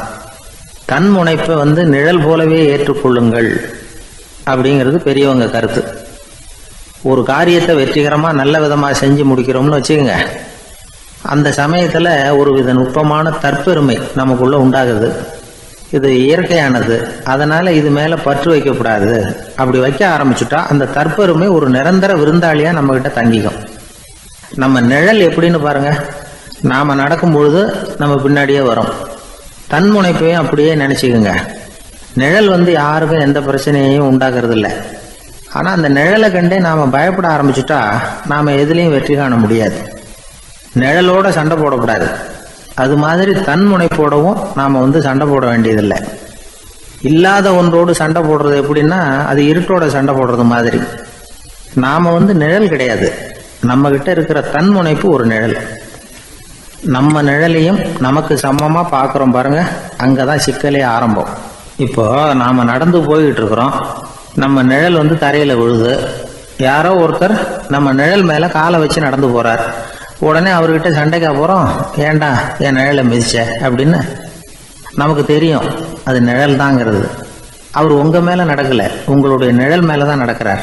அது மாதிரி உங்க தன்முனைப்பின் மேல யாராவது நடந்தா உங்களை அவமானப்படுத்துறதா நினைக்கிறீங்க. காரணம், நாமளும் நம்ம தன்முனைப்பும் ஒண்ணுங்கிற நினைப்பு தான் காரணம், மற்றபடி வேற ஒண்ணும் கிடையாது. நம்ம நிழல் மேல நடக்கிறவர் நம்மளை காயப்படுத்துறது இல்லை. தன்முனைப்பை வேண்டாத ஒன்னாவும் பார்க்க வேண்டியதில்லை. அது இயற்கை. நிழலை உங்க முன்னாடி வைக்க வேணாம், அது உங்க பின்னாடியே இருக்கட்டும். நிழலின் நிழலாகி விடாதீர்கள், நீங்கள் நீங்களாகவே இருங்கள். இதுதான் சான்றோர் சிந்தனை. ஒரு பேருந்துல ஒரே நெரிசல். ஒருத்தர் பக்கத்துல நின்றுகிட்டு இருந்தவர்கிட்ட ரொம்ப பணிவா விசாரிச்சார், ஏன் சார் நீங்க ஏதாவது பெரிய உத்தியோகத்துல இருக்கிறீங்களா அப்படின்னார். அப்படிலாம் ஒண்ணும் இல்லைங்கன்னார் அவரு. அப்படின்னா வேற ஏதாவது அரசியல்ல பெரிய பதவியில் இருக்கிறீங்களா அப்படின்னு கேட்டார். அதுவும் இல்லைங்கன்னார். சரி, பணமாவது அதிகமா வச்சிருக்கீங்களா அப்படின்னு கேட்டார். அப்படிலாம் ஒன்றும் கிடையாது சார்னார் அவரு. அப்புறம் எதுக்குடா என் காலை மிதிச்சுக்கிட்டு இருக்கிற, இடரா காலை அப்படின்னாராம் இவர். ஒரு ஆள் இருந்தார். அவர் தன்னை ஒரு குருன்னு சொல்லிக்கிட்டார். மௌன குரு, வாயே திறக்கிறது இல்லை. அவருக்கு 2 சீடர்கள் உண்டு. இவங்க தான் வர்றவங்க கிட்ட பேசுவாங்க, விளக்கம் கொடுப்பாங்க. ஒரு நாள் இந்த சீடர்கள் 2 பேரும் எங்கேயோ வெளியில் போயிட்டாங்க. அந்த நேரம் பார்த்து ஒருத்தர் அங்கே வந்தார். குரு கிட்ட போனார். குருவே, புத்தர்னா என்னன்னு கேட்டார். குருவுக்கு ஒன்றும் புரியல. அவர் உண்மையான குருவாக இருந்தாவில் புரியும். அவர் திருன்னு முழிக்க ஆரம்பிச்சிட்டார். இந்த நேரம் பார்த்து இந்த சீடர்களும் எங்கேயோ போயிட்டாங்களே, என்ன பண்ணுறது, உதவிக்கு யாராவது கிடைக்க மாட்டாங்களா அப்படின்னு அப்படியே சுற்றி பார்க்குறார். அங்கங்கே பார்க்குறார். வந்தவர் இதை கவனித்தார். ஏதோ புரிஞ்சுக்கிட்ட ஒரு மாதிரி அடுத்த கேள்வி கேட்டார். தர்மம்னா என்ன சுவாமின்னார். குருவுக்கு ரொம்ப சங்கடமாக போச்சு. நம்ம நிலைமை இப்படி ஆகிட்டுதே, இக்கட்டில் மாட்டிக்கிட்டோமே அப்படின்னு நினச்சபடியே விட்டத்தை பார்த்தார். அப்புறம் குனிஞ்சு தரையை பார்த்தார். அப்படியே உட்காந்துக்கிட்டார். வந்தவர் உடனே அடுத்த கேள்விக்கு போயிட்டார். தியானம்னா என்ன சுவாமின்னார். பாவம் என்ன பண்ணுவார் அந்த குரு, பேசாமல் கண்ணை கெட்டியாக மூடிக்கிட்டார். இது ஏதுடா வம்பா போச்சுன்னு. இவர் இப்படி பண்ணால் கூட வந்தவர் சளைக்கல. இன்னொரு கேள்வியும் கேட்டார். ஆசீர்வாதம்னா என்ன அப்படின்னார்.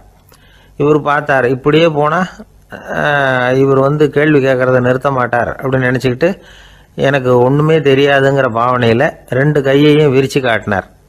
வந்தவர் முகத்தில் மகிழ்ச்சி, மன நிறைவு. ஏதோ எல்லாம் புரிஞ்சுக்கிட்ட ஒரு மாதிரி அங்கேருந்து புறப்பட்டு போனார்.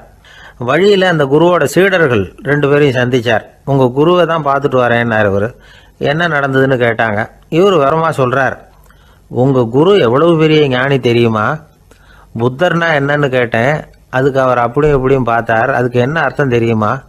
மக்கள் புத்தரை அங்கேயும் இங்கேயும் தேடுறாங்க. உண்மையில் அவர் அங்கேயும் இங்கேயும் தேடி கண்டுபிடிக்க முடியாது அப்படிங்கிறத அவர் செய்கை மூலம் உணர்த்தினார். அதுக்கப்புறம் தர்மம்னா என்னன்னு கேட்டேன். அவர் மேலேயும் கீழையும் பார்த்து தர்மம் சமமானது, அதில் உயர்வு தாழ்வு இல்லைங்கிறத உணர்த்தினார். அதுக்கப்புறம் தியானம்னா என்னன்னு கேட்டேன். கண்ணை மூடிக்கிட்டார். கண்ணை மூடி காணுகிற அற்புதம் அது அப்படிங்கிறத புரிஞ்சுக்கிட்டேன். கடைசியாக ஆசீர்வதிக்கப்படுறது பற்றி கேட்டேன். கைகளை நீட்டி உதவுறது தான் அது அப்படிங்கிறத தன்னுடைய இருகை விரித்து உணர்த்தினார். எவ்வளோ பெரிய மகான் அவர் அப்படின்னு சொல்லிவிட்டு அவர் பாட்டு போயிட்டார். சீடர்கள் அதுக்கப்புறம் மெதுவாக குருக்கிட்ட சேர்ந்தாங்க. அவங்கள பார்த்ததும் குருவுக்கு கோபம் வந்துட்டுது. அடே பாவிகளா, எங்கடா போய் தொலைஞ்சிங்க, நான் ஒரு ஆளுகிட்ட மாட்டிக்கிட்டு என்ன பாடுபட்டிருக்கேன் தெரியுமான்னார். இது மாதிரி தான் நாம் சாதாரண மனிதர்களின் புற வேடங்களிலேயே மயங்கி போயிடுறோம். அவங்க பேச்சு, செய்கை, பார்வை இதிலெல்லாம் ஏதோ பெரிய தத்துவம் இருக்கிறதாக நினச்சிக்கிறோம். உண்மையிலேயே அந்த தத்துவங்கள் யாருக்கு சொந்தம்? அவங்களுக்கு இல்லை, நமக்கு தான் சொந்தம். நாம் தானே அதை கற்பிச்சுக்கிட்டோம். நம்மை நாம் அடையாளம் கண்டுக்கிறது இல்லை. நாம் யாருங்கிறது நமக்கு புரியறதில்ல. அதுதான் இன்றைக்கி நடக்கிறது. அதனால தான் அடுத்தவங்களை தேடி ஓடிக்கிட்டு இருக்கிறோம். சில வீடுகளில் கூட இது மாதிரி சைகைகள் உண்டு. சில குடும்ப தலைவர்கள் தினமும் காலையில் கண்ணை கெட்டியாக மூடிக்கிட்டு கை 2ஐயும் சுத்தமாக விரித்து வச்சுக்கிட்டே உட்காந்து தியானம் பண்ணுறது வழக்கம். எதுக்காக அப்படி பண்ணுறீங்கன்னு ஒருத்தரை பார்த்து கேட்டேன். இந்த மாதம் வாங்கின சம்பளம் பூரா தீர்ந்து போச்சு, இனிமேல் என் கையில் சுத்தமாக ஒன்றும் இல்லை, புதுசாக எதுவும் செலவு வச்சுடாதே அப்படிங்கிறத அப்படி உள்ளங்கை 2ஐயும் விரித்து காட்டி அவங்களுக்கு உணர்த்துறேன் அப்படின்னார். அசோக மன்னர் வந்துக்கிட்டு இருக்கார். அவருடைய ஆலோசகர்கள் எல்லாம் பக்கத்தில் வந்துக்கிட்டு இருக்கிறாங்க. அந்த சமயத்தில் எதிரில் ஒரு புத்த பிக்ஷு வர்றார். அசோகர் பார்க்குறார். ஓடி போய் அவர் காலில் விழுந்து வணங்குறார். அசோக மன்னரின் தலை அந்த புத்த துறவியின் பாதத்தில் பட்டுக்கிட்டு இருக்கு. பக்கத்தில் நின்றுக்கிட்டு இருந்த அமைச்சருக்கு இது ரொம்ப சங்கடமாக போச்சு. ரொம்ப வருத்தப்பட்டார். நம்ம அசோக சக்கரவர்த்தி எப்பேற்பட்டவர், அவரோட தலை ஒரு சன்னியாசியின் பாதத்தில் படுறதா அப்படின்னு நினைச்சு ரொம்ப கவலைப்பட்டார். அரண்மனைக்கு திரும்பினதும் அமைச்சர் மெதுவாக ஆரம்பிச்சார். அரசே, எனக்கு ரொம்ப வருத்தமா இருக்குது அப்படின்னார். எதுக்குன்னார் மன்னர். அசோக சக்கரவர்த்தியின் தலை, அதாவது அந்த சிரம் ரொம்ப மதிப்புமிக்க ஒன்று. அது ஒரு சன்னியாசியின் காலில் படலாமா அப்படின்னார். அசோகர் பதில் சொல்லல, சிரிச்சார், போயிட்டார். அதுக்கப்புறம் ஒரு சரியான சந்தர்ப்பத்துக்காக காத்துக்கிட்டு இருந்தார். ஒரு நாள் அமைச்சரை கூப்பிட்டார். எனக்கு 3 தலைகள் வேணும் அப்படின்னார். சொல்லுங்க, கொண்டுகிட்டு வரேன் அப்படின்னார் அமைச்சர். அசோகர் சொன்னார், முதல்ல எனக்கு தேவையானது ஒரு ஆட்டின் தலை, 2வது ஒரு புலியின் தலை, 3வது ஒரு மனிதனின் தலை. இதுதான் அசோகர் கேட்டது. எங்க இருந்தாலும் கொண்டு வாங்கன்னார். அமைச்சர் புறப்பட்டார். ஆட்டுத்தலை புலித்தலை கிடைச்சிட்டுது. அப்புறமா ஒரு சுடுகாட்டுக்கு போய் ஒரு மனித தலையும் சேகரம் பண்ணிட்டு ராஜா கிட்ட வந்துட்டார். அரசே, உங்கள் ஆணைப்படி 3 தலைகளையும் கொண்டு வந்திருக்கிறேன்னார். அசோகர் பார்த்தார். ரொம்ப நல்லது, இப்ப இது 3ஐயும் எடுத்துக்கிட்டு போய் சந்தையில வித்துட்டு வாங்க அப்படின்னார். அமைச்சர் அதுகளை எடுத்துக்கிட்டு சந்தைக்கு போனார். முதல்ல ஆட்டுத்தலை நல்ல விலைக்கு வித்து போச்சு. நல்ல விலை கொடுத்து வாங்கிட்டு போட்டாங்க. அடுத்தபடியா புலி தலைய ஒருத்தர் வாங்கிட்டார். அதை பாடம் பண்ணி வீட்டில் மாட்டி வைக்கலாமே அப்படின்னு நினைச்சு அதையும் வாங்கிட்டு போட்டார். மனித தலையை மட்டும் வாங்கறதுக்கு யாரும் முன் வரல. எல்லாரும் அதை பார்த்துட்டு விலைக்கு போக ஆரம்பிச்சாங்க. அமைச்சர் திரும்பி வந்தார். அரசே, இந்த தலையை மட்டும் யாரும் வாங்க மாட்டேங்கிறாங்க அப்படின்னார். சரி, பரவாயில்ல, இதை இலவசமாவே எனாமாவே யாருக்கிட்டையாவது கொடுத்துட்டு வந்துருங்க அப்படின்னார். அமைச்சர் மறுபடியும் சந்தைக்கு போனார். இதை இலவசமா தரேன், இதை வாங்கிக்கோங்க அப்படின்னார். அப்பவும் அதை யாரும் வாங்கிக்கிறதுக்கு தயாரா இல்லை. மறுபடியும் திரும்பி மன்னர்கிட்ட விவரத்தை சொன்னார். இப்போ மன்னர் சொல்றார், அமைச்சரே, உயிர் இருக்கிற வரைக்கும் தான் இந்த தலைக்கு மதிப்பு. ஜீவன் போனதுக்கு அப்புறம் அதோட மதிப்பும் போயிடுது. அதனால மதிப்பு இருக்கும் பொழுதே பெரியவர்கள் பாதம் பணிந்து அந்த புனிதத்தை பெற்றுக்கொள்ளணும் அப்படின்னார். பணிவுங்கிறது வேற, அடிமைத்தனம்ங்கிறது வேற. பெரியவர்களை பணிவது நமக்கு பெருமை தரக்கூடிய விஷயம். இதை மனசுல வச்சுக்கிட்டு எப்போ காலில் விழணும், எப்போ காலில் விழக்கூடாது அப்படிங்கிறத முடிவு பண்ணிக்கணும். ஒரு சாதாரண ஆள் நடந்து வந்துகிட்டு இருந்தார். எதிரில் வந்த ஒரு பெரிய மனுஷன் ஓடி போய் அவர் காலில் விழுந்து தன்னுடைய தலையை அவர் பாதத்தில் கொண்டு போய் வச்சார். கொஞ்ச நேரம் கழிச்சு எழுந்திரிச்சு வந்துட்டார். வந்த பிறகு இவரை கேட்டேன், ஏன் திடீர்னு ஓடி போய் அந்த ஆளு காலில் விழுந்தீங்க அப்படின்னு. அவர் போட்டிருக்கிறது என்னோட காணாம போன செருப்பான்னு கண்டுபிடிக்கிறதுக்காக அப்படி விழுந்தேன் அப்படின்னார். ஒரு பெரிய குடும்பத்துல பிறந்தவர். இருக்கிற சொத்துக்கள் எல்லாத்தையும் வாரி வழங்கி விட்டு காட்டுக்கு புறப்பட்டார் தவம் செய்யறதுக்காக. இருந்தது ஊராவும் கொடுத்துட்டார். இனிமே எதுவுமே இல்லை கொடுக்கறதுக்கு. அப்போ கடைசியா ஒருத்தன் கையை நீட்டினானா, ஐயா ஏதாவது கொடுங்கன்னு இருக்கான். அவர் பார்த்தார், கட்டி இருக்கிற வேட்டியை தவிர வேற எதுவுமே இல்லை. 8 முழம் பட்டு வேட்டி, ஜரிகை கரையோடு இருக்குது. கடைசியா அதை தான் எடுத்துக்கிட்டு அவர் புறப்பட்டுருக்கார். அவர் பார்த்தார், எதிரில் அவன் பரிதாபமா நின்றுட்டு இருக்கிறான். அந்த 8 முழ வேட்டியை 2ஆ கிழிச்சார். 4 முழத்தை அவங்ககிட்ட கொடுத்தாரு. மீதி 4 முழத்தை தன்னுடைய இடுப்புல கட்டிட்டு அவர் காட்டுக்கு போயிட்டார். இவன் என்ன பண்ணான் தெரியுமா? கையில கிடைச்ச 4 முழத்தை எடுத்துக்கிட்டு கடை வீதிக்கு போனான். பழைய பட்டு வேட்டி ஜருகை இதெல்லாம் விலைக்கு வாங்குற வணிகர் ஒருத்தர் இருக்கார். அவர்கிட்ட போனான். இதை விலைக்கு எடுத்துக்கிறீங்களா அப்படின்னு கேட்டிருக்கான். அவர் வாங்கி பார்த்துருக்கார். ஆஹா, இது ரொம்ப அருமையான வேட்டி, விலை உயர்ந்த ஜருகை, இது ஏது உனக்கு அப்படின்னு கேட்டாரான். அவன் நடந்தது சொல்லியிருக்கான். அப்படின்னா ஒன்று செய்ய, இந்த வேட்டியோட இன்னொரு பாதியையும் மெதுவாக வாங்கிட்டு வந்துரு, உனக்கு நிறைய பணம் தர்றேன் அப்படின்னாரான் அந்த வணிகர். இவன் கொஞ்சம் யோசனை பண்ணி பார்த்தான். கொஞ்சம் இருங்கத்தை வந்துடுறேன் அப்படின்னு சொல்லிவிட்டு நேராக காட்டுக்கு போனான். அவர் எங்கே இருக்காருன்னு தேடி கண்டுபிடிச்சான். அவர் ஒரு இடத்துல தவக்கோலத்தில் இருக்கிறார். கட்டியிருந்த இடவேட்டியும் அவர் அறியாமல் நழுவி கீழே விழுந்து கிடக்குது. இவனுக்கு ரொம்ப வசதியாக போச்சு. அவரை கேட்க வேண்டிய அவசியமே இல்லை. மெதுவாக சத்தம் போடாமல் அடி மேலே அடி வச்சு நெருங்கினான். அவர் கண்ணை மூடிக்கிட்டு அவர் பாட்டு நின்றுட்டு இருக்கிறார். இவன் மெதுவாக போய் கீழே கிடந்த அந்த துணியை எடுத்துக்கிட்டு சத்தம் போடாமல் திரும்பி நடந்தான்.